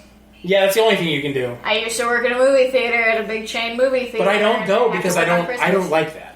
Oh, and I love the people who are like, I'm so sorry you have to work today. It's like, no, you're not. You're here. You're here. You're why I have to work today. You fucking asshole. You specifically are why I have to work today. And you know what, like... Well, I mean, it wasn't always that, though. Like... No, and it's not like on fucking Thanksgiving. People, like, we opened up our presents, we have nothing to do now, let's go see a movie. Yeah. Well, and, like, also, I mean, think about Thanksgiving. Like, I did not go and shop on Thanksgiving when I was a kid. No, but now I go with my parents to shop on Thanksgiving. See, my mom and Nana used to be all about Black Friday when I was a little kid. I hate that shit. And then I worked in retail, and I hated it even more to be at fucking work at 4 a.m. for stupid people to get their doorbusters, and they get pissed off. Am I a stupid person? I mean, I go because what else is there to do on Thanksgiving? Stay at home. But here's the thing: like, if you're done at 4 in the afternoon, like. Yeah, I mean, if I'm done at 4 in the afternoon, though, I'm just gonna go home and watch like movies and. Yeah, I mean, I don't know. It's like, well, it's like for me, it's just like one of those things to do. Yeah, and but I do Black Friday. understand that sentiment of like, you fuckers, like I had to work, and but the stores, like the people going, it's not all their fault. The stores have also chosen to. yes, true, but I mean, also when I worked in that industry, like that area of. Retail, yeah. They didn't open, like, Black Friday was a thing. But not Thursday. Not Brown Thursday. Like, it was, yes, people, yeah, that's what they call it. Like, opening up at, like, 3 o'clock in the afternoon on Christmas, or, I mean, on Thanksgiving, that didn't happen. Like, yeah, no, that's like a recent 5 years, last 5 years. I would... And they're all one-upping each other, because if Target opens... You have to open at 2, then I have to open at 1. Exactly. You open at 1, then I have to open at 2. Exactly. And then Amazon's like, we're always open, motherfuckers, so fuck you guys. Yeah, so we're... And, I mean, I guess with Black Friday, even with things like Amazon... Oh, I just Do you need to go to out? I just buy stuff on Amazon now, really. Exactly. But there is like there is something about like going and getting like I don't know like the thing I always buy on Black Friday is like we'll go to Target and I'll like buy random shit for cheap and I'm just like this got like weird things like I would never have like just some household items. Where yeah, you're like, you know, like $50 on this, but it's 10, so yeah. Yeah, or like go to Walmart and like sometimes they've got like some coffee makers or like Xbox One games that are cheap and then I never play them and I return them. Yeah.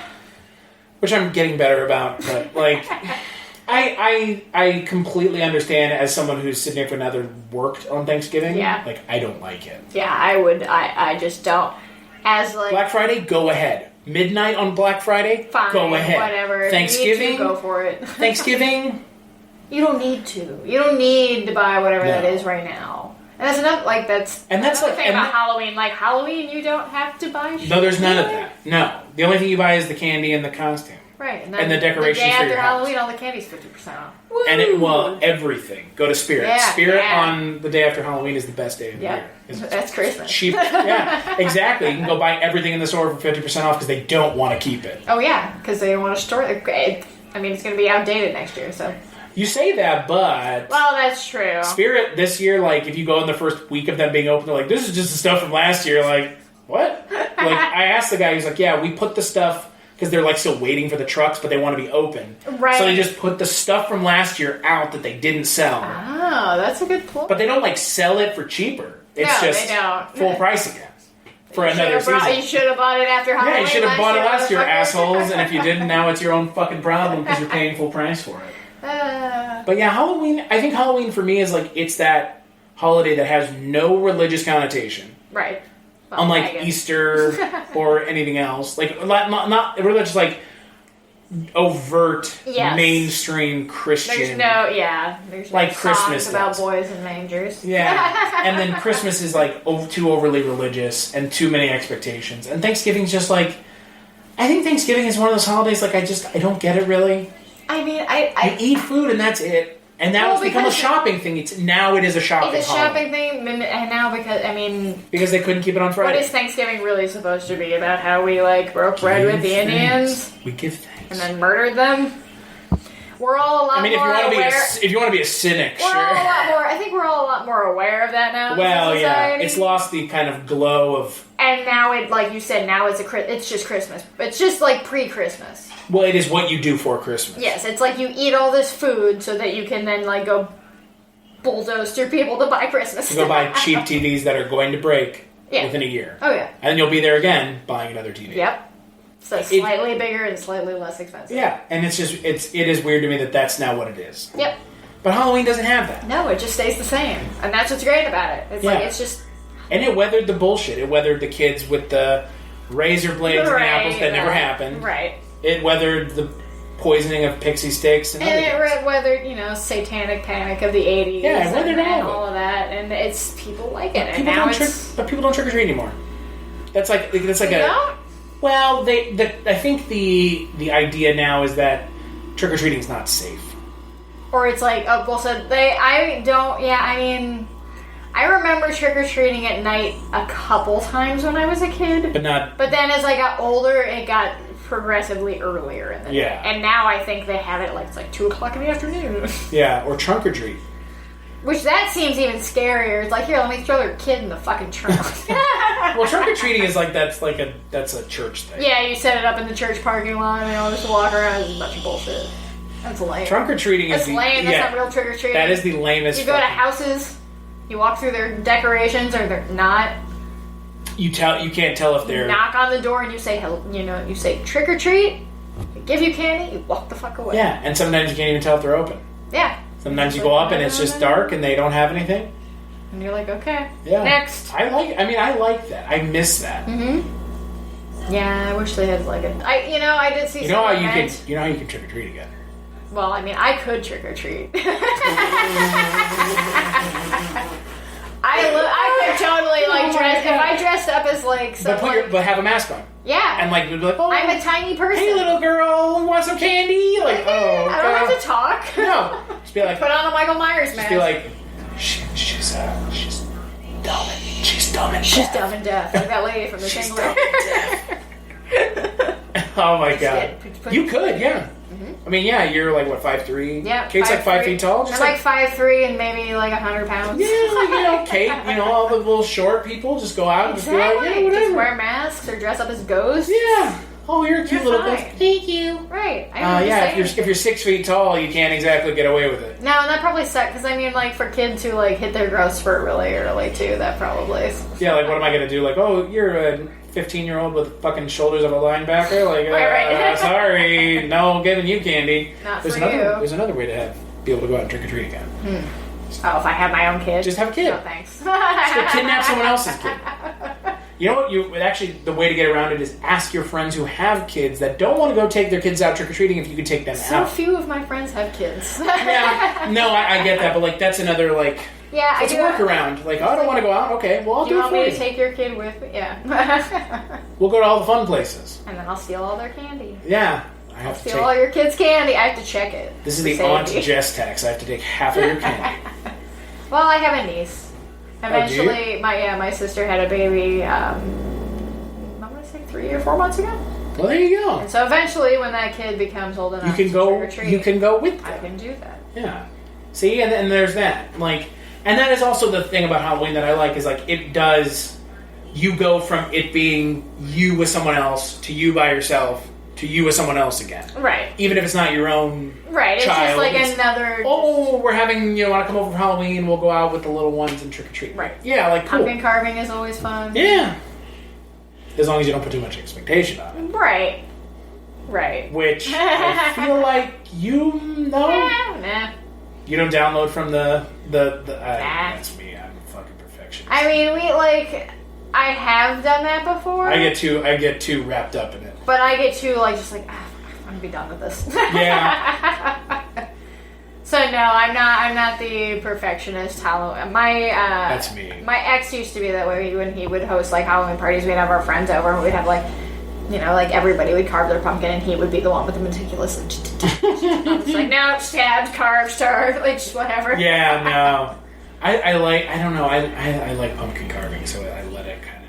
I like to see. I let myself be kind of in that for even a couple hours. In the pumpkin carving zone. Yeah, because I don't give a shit about Easter eggs, and so pumpkin carving is boring. Yeah. We just dunk an egg in some colored water. We do it every year. Sit it there. We do it every year with my family. It's this vinegar, soury smell, and we'll sit around. We do it every year when my family's there, and it's just not fun. It's progressively boring and more boring. Oh, are you even hiding them for anybody? No, you're just making them and then you've got them in your fridge, and you're just like, do I want to eat this egg? I mean, you can. I know. They're hard-boiled eggs. I suppose. I just don't understand. I don't eat a lot of hard-boiled eggs. They're not good for you. No, I like. They're high in cholesterol. Deviled eggs are great, though. Deviled eggs are good. Just do deviled eggs and don't even fucking dye them. Right, exactly. Just eat deviled eggs. Just make deviled eggs and don't even dye them. Peeps suck. Yeah, well. Easter's a bullshit holiday too. Easter is a weird. Well, Easter is a very pseudo-religious thing, but it's it also doesn't have to be. No. The Easter Bunny and all that shit's it's also very kids, but Easter is really only a holiday that kids are doing. Well, it's one of two things. It's either a kid thing, either go to church, or it's a kid thing. Yeah. Because it's like... Well, now they're getting into like the adult Easter Easter egg. dinner. But they're like getting into the adult Easter egg hunting, where it's like we're hiding bottles of liquor. Right, yeah. Like hiding it in the eggs. Like, what the fuck? Like the little tiny bottles of liquor. like in it, shooter, yeah. like little shooters. Like, yeah, that's becoming a thing now. Well, I saw this event, I think it's next week around Cleveland or whatever, and it's adult trick-or-treating, and I'm like, are you just like... Is it just trick-or-treating for booze, or is it like trick-or-treating just for candy? Like, what is... I don't know what it's specifically. Well, and here's the thing. It comes back to like Christmas, right? Like when you're a kid, you couldn't just go buy candy. No. As an adult, I can just go my buy ass can go down to Walmart and buy 100 fucking pieces of candy and sit in my living room and just eat them for fucking all day. My mom's not going to take them. And no one's going to say anything to me, and I could sit and get fucking diabetes sitting on my couch, and no one's going to say a damn thing to me. Maybe Wilford Brimley. Yeah. But like, but you know what I mean? Like, if I want something, I'll just fucking buy it. Yeah. I want 100 Snickers, But I'll just buy 100 mini-sized Snickers. Fuck it, I don't And that's care. why just many layers of Halloween, because yeah, sure, I can do that. There's but something I'm inherently still enjoying fun about going out. Yes. But Halloweentown. Halloween, it's a good movie. Turned into a Halloween podcast. Well, I mean, look, you know, the thing about Halloween is I don't know, like, Father Malone is super into it. Mm-hmm. And him and his wife, Jess. If I had a house, I would probably be more into it. Like, I mean, you should outwardly. see, well, inwardly But our... also, you've seen the way my house is decorated. Yeah, well, like, that's the thing, like, our house is similarly decorated all the time. Like, I've got... Which is movie posters. Yeah, I've got... And primarily mine are horror movie posters. Yeah, I mean, like, so. I have a Jaws, Alien, and I want to get and I had a Bram Stoker's Dracula in our, like, living room, like, yeah, and, like, we have black cat shit all over the place because... Right. Like you, we own a black cat. Right. So, like, yeah, it's always there. I have that. Like, I have a giant Camp Crystal Lake sign in my office and all that. Yeah, my office has, like, all sorts of weird... If I had a house, though, I would decorate the outside. Like, yeah. I would want to do, like, the porch, or I'd want to put some stuff in the yard. I hate the blow-up shit, though. Oh, yeah. I hate that stuff. But the constant in the background, too. But I would, like, want to put some stuff Would you want to do, like, a home that. hunt?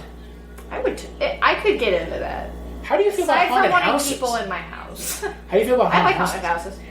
They're fun. Do you go every year? Mm-hmm. Usually. Yeah, we'll probably go. Like, we have a local one. That's what we should have done. I should have taken you to the haunted... I should have taken you to the haunted schoolhouse in Laboratory. Damn it. Good God. We fucked up that. That's a real fuck up. Next Halloween. That's a real fuck up, because I was, like, thinking about it, because, like, there aren't any. There is one in Omaha, but, like... Oh, really? We have a bunch around. Like, well, yeah. This is a real place to live. I can't believe it. Like, that's... We have two. You saying Akron, Ohio is a real place to live. Everybody listening to this in Ohio is like...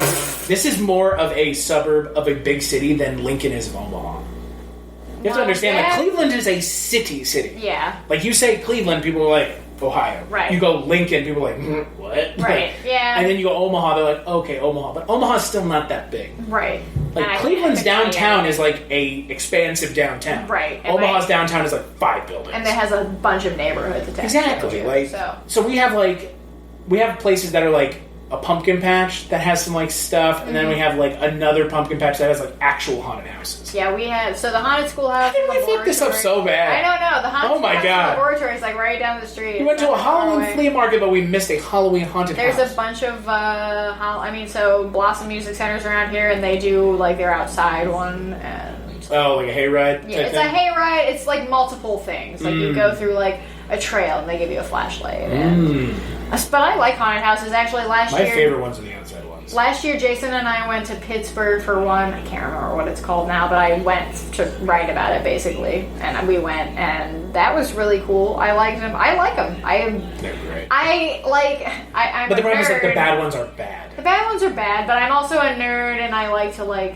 look at the stuff. Like, I like to look at... Move it along, asshole. Would you stop? Stop trying to scare me. I'm trying to look at this stuff. Which is why I want to go to Halloween Horror Nights. Yes. Because it's like... That's a goal. That's the elevation of... That's like the... And guess who goes every year?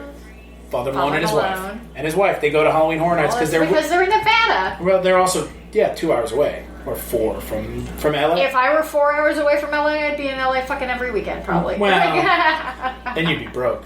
Wow. Why don't you just live in LA? I'm already broke. Well, sure, but you'd be more broke. Yeah.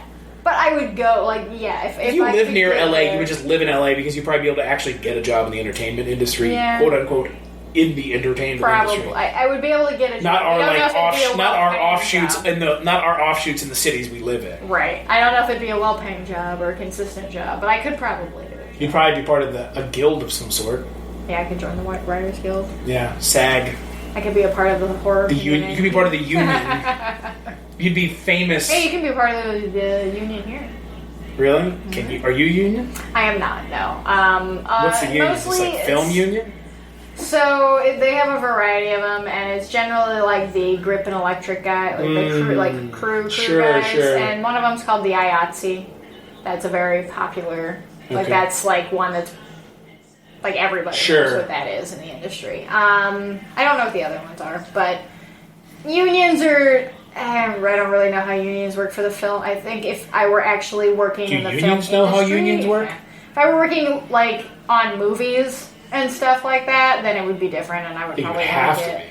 be. Some of them, yeah, like a lot of jobs will either specify union or non-union. Yeah. And if you're not in a union, Or you guild can't or work on non-guild, it. like Yeah. non-SAG. Right, if you can't work in it, then, or if you don't have that, If you're not you don't SAG, get to you work can't. in it. You can't work it. And then also SAG essentially just means you get paid the SAG minimum. Yes. Which, I mean, that's how you guarantee getting decent, at least, livable pay. Livable, quote In unquote. LA. Yeah. Guarantees you a box. I have like 4 jobs in LA. Yeah. And one of them would probably I have be 2 here. Yeah, one of them would probably be. be barista of some form or fashion. Well, that's fine. I'd rather be a barista than a server. But you know what I mean? Like, there's just so Yes, many of that exactly. shit. Like, yeah. It's either you're a server or a barista or Yeah. I still can't believe we missed work at a Haunted- gym. I still can't believe we missed Haunted House. Like, what? Reflecting back on the last 4 days, what the fuck were we doing? What were we doing? We missed that I one. know. How did we miss that of all the things? Like, Jesus, H. Christ. Now I want There's too much to do in Ohio. I mean, we were not bored, I'll tell you that much. There you go. But how did we miss that? Of all the things. I know. You love Halloween, I love Halloween, Kate loves Halloween, I love fucking horror shit, so do you. Like, We didn't. Of all the Could have things. taken you to the Factory of Terror in Canton. Factory of Terror. Is that just the city of Canton? Basically, yes. The Factory of Terror, also known as Canton. Factory of Terror is actually one of the longest haunted houses in the country. We in Dallas have the longest. Ah. Cutting Edge in Fort Worth. It is not changed the last 4 times I've gone. Well, if it's that big, I guess. Well, but they don't change anything. Like it's just like that. Like So Kate and I went on our first date to a haunted house, which is a great first date. Right. Especially when the friends that I went with, one of them was a big scaredy cat, and he punched Kate in the back of the head a couple times because he was like so freaked out. Wow. So like haunted houses have like we would go every year on our anniversary Right. to a haunted house. But yeah, we went to the Cutting Edge. It was $30 a person, which is fucking expensive as far as I'm concerned. It's Factory of expensive. Terror is probably about $20-25. Yeah, but it's also like I think Cutting Edge is like an hour and a half, something like that. Where it's like, does the place that in Canton that you're talking is in Canton, right? Yeah. Do they have like a maze thing? It's not a maze. No, they don't have a maze. The one at Cutting Edge has this stupid thing, and maybe they've gotten rid of it. And if you work there, I hope to God you have. But it was like a thing at the end where it's like everyone goes into like this like maze, and they're trying to find a way out, and it's like a jigsaw themed thing, but there's no actual exit. Oh, so it's just like what it seemed to me, again, Mr. Cynic, is like an artificial way to pad out the length of the haunted house. Yeah. It's like, you have 3 minutes to get out of here. Like, okay, fuckers. It's like, and now you're just going to wait 3 minutes. And yeah, but there's like no way to get out. So you should go back. Well, it's just like a bunch of people queue up in a room together, they put them in the room, and then it's essentially the end of the haunted house. Oh, it comes right at the end. Okay. But I love haunted houses. I used to be deathly afraid of them. I used to hate horror movies. I used to hate horror movies too. It's always been my thing. Yeah, I know. So you can claim to be an OG. I am not. But now I really You're want a convert. Yeah, now I really want to go to a haunted house. I mean, the ones we went to last year weren't great. I hate those ones where it's like they don't understand like theming consistency. Oh yeah. So it's like this has like fucking vampires and then like some fucking Texas Chainsaw Massacre. Now it's hillbilly horror. Yeah, it's like what the fuck are you doing? Because like we went to this one in Omaha and it was like a park. So there were like a couple haunted houses, and each one had like a theme. But then like once you start going through it, the theme just kind of disappears. Right. But like the first one was like a castle, and you go in, and it was like the people who like walked you into the first couple rooms were like vampires. Right. And then all of a sudden it's fucking hillbilly horror. And I was like, what is going on? Why Like, am I in the backwoods of Bayou now? what the fuck is going on with the fucking, the sign, this is human meat and shit. It's like, this doesn't make any sense. Yeah. So, like, that's my qualm, but I love haunted houses. Yeah, there's a bunch. I mean, there's 7 floors of hell, which is not great. And it's not even floors, it's 7 different buildings. 7 floors of hell. Yes. And there, one year, probably in like 2010 or so, I was on a bowling league for a local radio station, and it was like in November. It was I don't think I've ever heard you say anything more hipster since I've known you. I know. I have my custom bowling ball. That is Did you have a bowling shirt? I did not. Oh, what? I did have my very own bowling shoes, though. I mean, I have bowling shoes, too. But you didn't have a shirt? No, I didn't have a shirt. With, like, your face on a pin with, like, all the pins on the back? What is that? Just happened in The Simpsons? That's not real life. A guy can dream. Folks. And I think, so I was in that league in, like, late September, early October, and, like, our team was good enough that we just kept winning, and we kept winning each weekend, and each weekend it was, like, a pass for, like, a different haunted house. So I ended up getting to go to, like, a bunch of different haunted houses for free that year because of bowling. But yeah, it was an interesting flex, but I like it. I know. Hell of a flex right there. Okay. Give me a little flex. I'm gonna flex on bowling and haunted house at the same time. That's how much of a nerd I am. Hey, you know what? Bowling's cool. I like bowling. I'm terrible at it, but I like it. It's a Midwestern pastime. Is it? Yeah, it sure is. At least it seems that way. Mm-hmm. Yeah, I don't know. Like, I've been to a lot of haunted houses, but I have not been to a lot of good ones.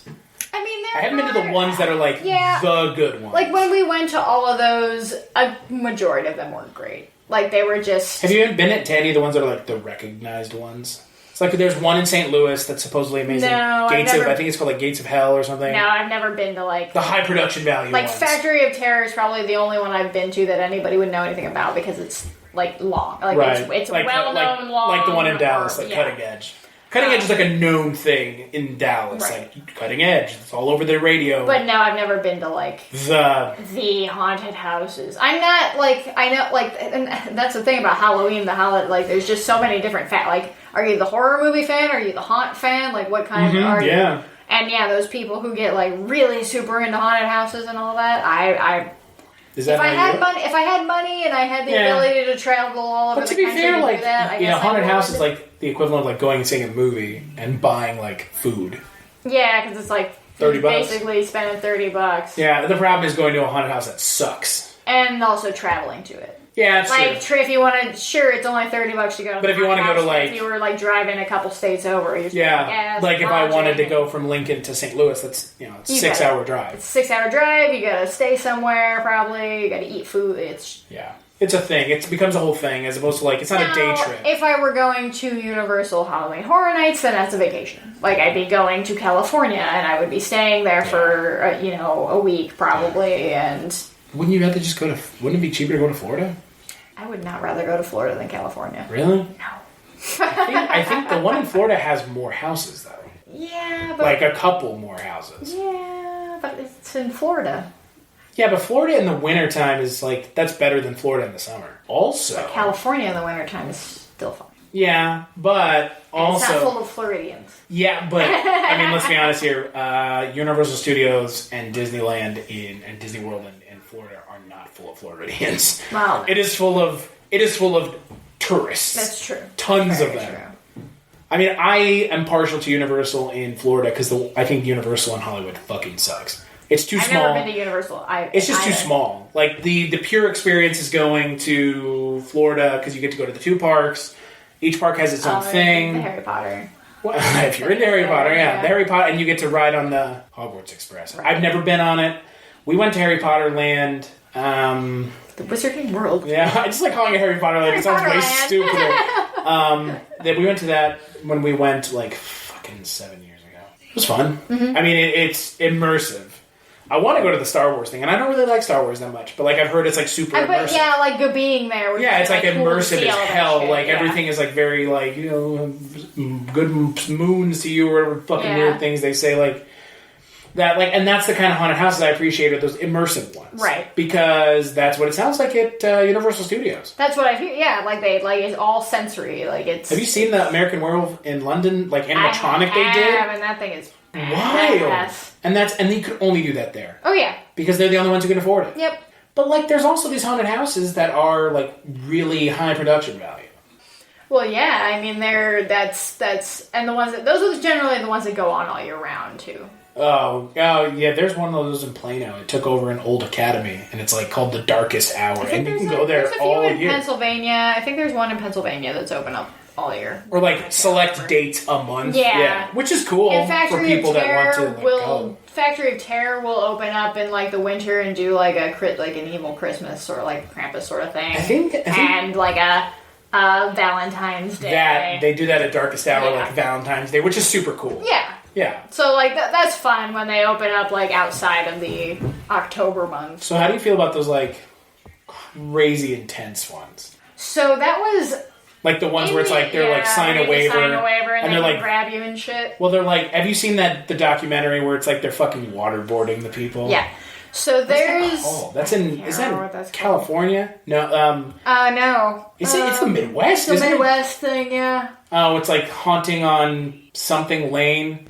It's like that guy. It's just like one guy, and he essentially like kidnaps you. It's his house that just says, hey, come in here and I'll be weird to you, basically. So in Pennsylvania, and shit. When we went to the Pittsburgh one that I can't remember, they had a second one attached to them that was the one where you had to, like, sign a waiver to go in. Right. And I don't know. I don't need that much horror, real life horror. Yeah, I don't need to be like tormented. No, it's also I don't want to be McCamey Manor. Yeah, I don't want to be like a weirdo guy. Totally, like, I can't move. I don't want to be. I want to see the stuff, but I want it to be fun, and I want, I like being startled, and that's great. But yeah, when you're like trying to make it as realistic as possible. Well, I don't even think it's realistic. I think they're just like, it's literally just torturing. Yeah, here, let me sit you in this chair and like do like make you puke.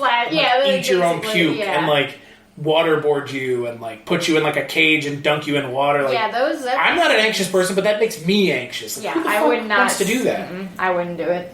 Well, you just do it for a couple minutes and then say you give up, and then they'll be like, okay, you're done. Would they, though? Yeah, they do. They're supposed to. There's like a safe word, and they let you go. But like, why would you even fucking... I'm good. I don't need that. And like, I understand a place for it, though. Like, I know that there's a lot of people like in kind of the haunted house community that are like, I don't want anything to do with it. Yeah. I get it. The haunted house community is a very, like, it's like the horror movie community. Yeah. There's the crossover, like you said, but like, they're kind of their own thing. Yes. And like, it's a whole world. They are very militant about, like, we do not appreciate these kinds of places. Yeah, and I mean, that makes sense because they're like... They're giving everyone else a bad name. Anything bad, like, if anything goes wrong... Everybody gets blamed. Any of those, it's bad for everyone. Mm-hmm. So it's even the ones that are just like just a haunted house. Yeah, because then it just takes one bad story to start circulating. Yeah, everywhere. Like someone died because they had a fucking heart attack. Someone had a panic attack. Someone got seriously hurt. Which, let's be honest, looking at those videos, someone got assaulted. Whatever. Well, those people are being assaulted and they're having panic attacks. But again, also, they signed it away. So at the same time, I'm okay with it because, like, if you know, you can't you don't just wander into this. No. Like, You're looking for a type of scare that I don't know what you're looking for, but you're looking for something. I get, like, the adrenaline, like, I like coasters. Like, I like roller coasters. Me too, sure. I would totally skydive. I would do stuff like that. But I don't want any... where it's somebody else doing something to with me. Not malicious intent, but the intent to, like... I don't know. Torment. I think the intent to torment you. Yeah, and I think if you're... running a house like that and you're participating in it, then sadistic. There's when you say I won't go through my own house, what the fuck? Like, no. Okay then. Well, you've made it pretty clear your fucking expectations should be set pretty low because I don't think you want to go deal with this. Right. I'm so bummed we missed it. I know. Our house. What the fuck? Considering how there are apparently so many in the greater Cleveland, Akron, metropolitan area. Are they good, though? Factory of Terror is good. Akron Schoolhouse and Haunted Laboratory are fun. They're staples. They've been here for forever. Like, everybody's... everybody who lives here has gone to them. Their parents have gone... Like, it's right. It's a known thing. There's a few in Cleveland that are good, but I mean... overall, they're kind of like 50-50. Sure. But yeah, Factory of Terror. Like the ones that are immediately around me are fairly decent. I just don't know how we missed that. Of all the things. I guess we've never talked about haunted houses. That's fair. Like, if we had talked about it, like, Yeah. any time in the last, like, year that I've known you, it probably would have come up. Yeah, we went to one last year. It was okay, but it was one of those, like campuses of haunted houses. So it's, like, 5 different ones. And that's, like, a varying degrees of quality thing. But, yeah. I don't know, I've been to enough bad ones. Yeah, I've been to enough bad ones to know what the bad ones are like. When we got a bunch of free tickets, like we went to bed, like there were ones that they're just boring. What? Or they're just like they forgot to like. There's not enough people in them. Like they're like you end up like generic and standard. You end up walking through like a bunch of rooms that are literally just the rooms and some like scary noises, but there's nobody in them doing anything. The one that always sticks out in my mind was the first one I ever went to when I was 18. It was in Columbia, Missouri, and it was like it was like 3 stages of a haunted house. So the first part is like a haunted house, you walk through it. Right. The next part is you ride on like a haunted hayride, it was like a bus. Right. And they like take you out to like one side of a cornfield, and then you have to come back through the cornfield to get back. And like it was the pinnacle, and it probably wasn't really that good, but like there was like I was putting up a front, I was like, this is scary. Right. But there was a moment where we like you walk into a room and there's like a bed. It was supposed to look like the room from The Exorcist, right? And like the bed was kind of shaking, so I was like, okay, there's someone under the bed, and there was someone on the ceiling, and they were like flipped up on the ceiling like this, and then they flipped down, and I was fucking out of there, and I was like, this may not be the shittiest haunted house in the world, but it scared the shit out of me for sure, like. The chainsaw thing doesn't scare me. None of that stuff scares me. I'm not trying to be like a cool guy who doesn't get scared. But my friend Jane, the chainsaw stuff she cannot handle. Like she was she was in a haunted house and I watched it happen and like the guy like walked up to her and she just boom, beeline just ran through the whole fucking thing. It was done. Now what was scary is when we got to the edge of the corn maze. It's like, okay, now you need to get back to the other side, and it was like not well set up. There was like mud and shit. We were like walking through it, and then all of a sudden you hear behind you like vroom vroom, and I was like, okay, I'm out of here. And so like I took off, and you run. But like it's also like the setting, like in a fucking hallway, some guy's got a chainsaw. Like, stop it. Yeah. The chainsaw thing, I think, is Mansfield Reformatory. That's the scariest haunted house I've ever been to. Mansfield. Is that so around the here? Mansfield Reformatory. It's probably about an hour away. It's where Shawshank was filming outside of it. Oh, so it's like it's a real. It's not in use anymore. You know, I've never seen Shawshank Redemption. Wow, really? Yeah. It's a really good movie. It's like one of those blind spots where I'm like, I just don't care. That's fair. I just don't care. Like, I've heard how great it is. Like, I haven't watched it in years. It's a good movie. If I watch it and it's not good, like, my opinion's not going to matter anyways. Wow. My opinion's not going to matter if I didn't like it. But every year, it's a prison. It's a reformatory. They host, like, ghost walks and tours and stuff like in it. And they also have every year in October, they have their haunted house version where they set up part of the prison is you walk through as a haunted house. Sure. Using the space. That's the scariest one that I've ever... I mean, there's people in it, but that's the scariest one I've ever Those are just the setting on its own. The setting on its own, like, it's huge, so they can hide a lot easier. Sure, They can come at you from a lot farther away. Sure, as opposed to, like, a rooms that are being built out of fucking Or it's like you plywood. can kind of figure out where everybody's here's a dark corner. from. Is someone jumping out of this corner? That one was probably... And that, I think... I mean, like I said, they do ghost tours and whatever your beliefs are on haunted things. Being in there in certain parts that are totally dark, and you're walking through, you're like, I'm in a prison where like people for sure died and people for sure died in horrible ways, and it's the place, the Factory of Terror, is that like in an old factory building? Yes. Yeah, it's an old abandoned factory. Yeah, the cutting edge is the same way. It's like in an old meat packing plant. And the Akron Haunted Schoolhouse is in an old schoolhouse building. Those are cool because they utilize the space. Space. Instead of just building which a at the same pop-up time, in the middle of a field. Yeah, which at the same time, though, like there's something to be said for that. Yeah. But if you're in an actual, like, realistic space, then yeah. But yeah, the Mansfield Reformatory was the best. Is probably the best one that I've been to here. And honestly, I've only ever been to haunted houses here and one in Pennsylvania, which is not that far from here. Right. So I've never been to any outside of here so much. Yeah, I've gone to the ones where I like lived, but I've never like traveled. Right.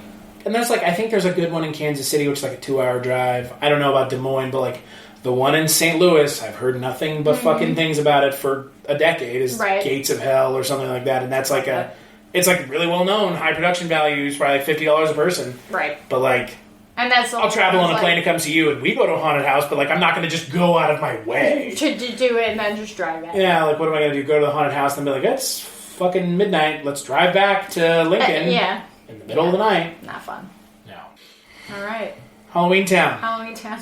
What would you give it out of 5? Out of 5, you know what? I'm going to give it...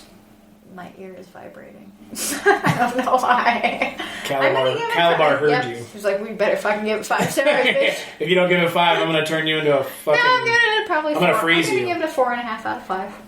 Yeah, I would give it the same thing, honestly. It's not that I don't want to give it a 5. It's not a perfect movie. But it doesn't have to not giving it... No, but it holds up. It's something that, I could show... I feel like I could show it to a kid now, and they'd be cool. Do you think a kid now would like it? I think so, because I don't think that there's anything, there's no really goofy effects that haven't And it doesn't... out. The second movie dates itself a little bit, because in the beginning it has her using her computer. And it's ooh... Yeah. Okay, yeah. The computer... But in this one, it's completely no devoid of technology, which yeah. I guess maybe might date it for kids. I don't know. Well, they don't need it. But how are they going to timeless. use cell phones in Halloween? It doesn't matter. Yeah. You're communicate. They say you can't communicate with the human world. Except if you have, in the second movie, the headphones. Right. Oh, right. Except they work like magic. It's literally 2 shrunken heads. It's so... Oh, my God. But yeah, it doesn't date itself. No, it doesn't date Which itself. helps the timelessness of the film. And so I think that, if you showed this to, a kid under 12, I think they would have fun with it. The kids that aren't flossing and fucking... Right, which I think is the age range. Smoking Juul and all that other shit. Exactly. Yeah, if you show, a 14-year-old this, and you're this is fucking stupid. Show them Hocus Pocus. They'll probably still think it's stupid. It's fucking stupid. I'm gonna shut your fucking mouth. You shut it for 2 fucking minutes. Here, you turd.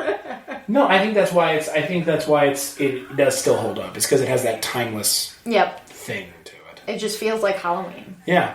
And that's okay. Mm-hmm. And that's okay. That's perfectly fine. It doesn't need to be more than that, because it isn't anyways. Exactly.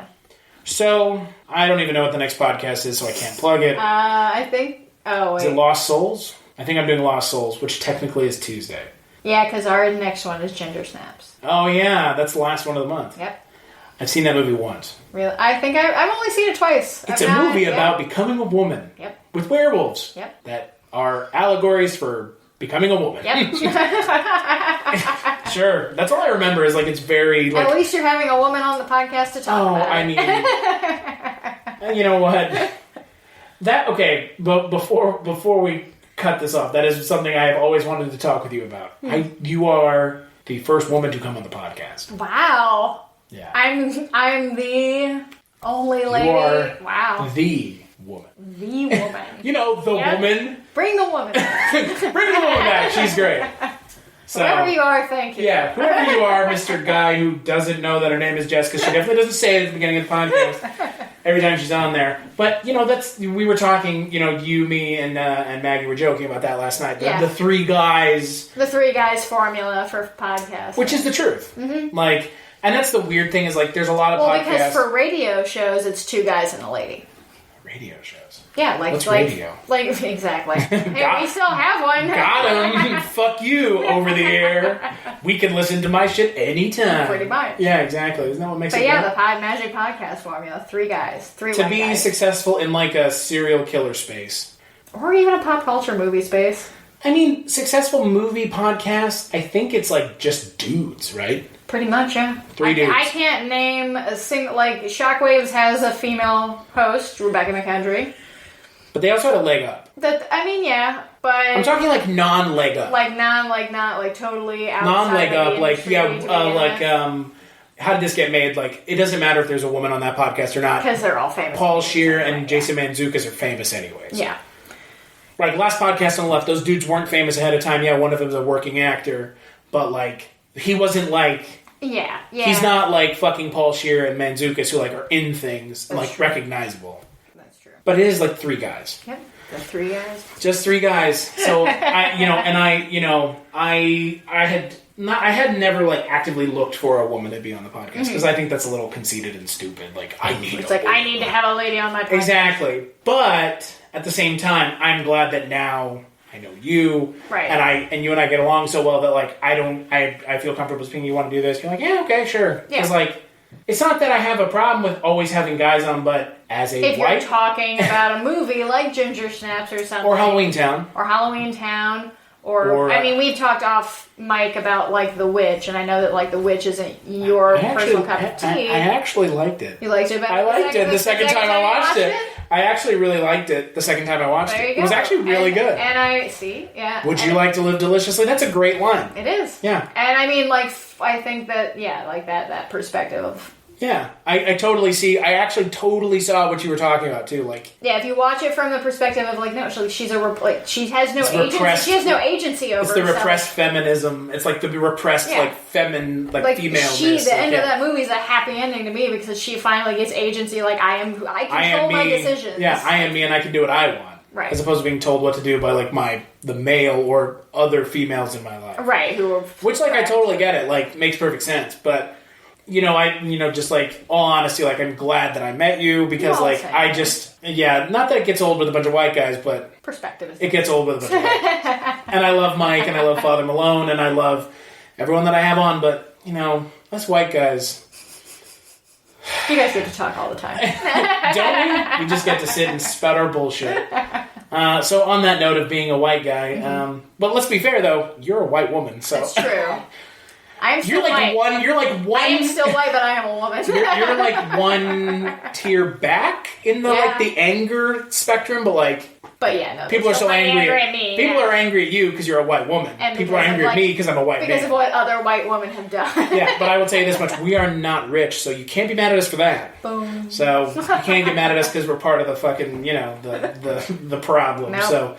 Where can people find you until we talk about werewolves? You can find me on Twitter at writer Jess Byard. You can find me on other episodes of the Kulturecast. You can find me on our podcast, the One Season Show, which we are one episode away from finishing our first season. Of Werewolf. 1987. We should do a show called The One Seasoning Show, where we talk about making food only using one seasoning. This is a lot like garlic. I don't know.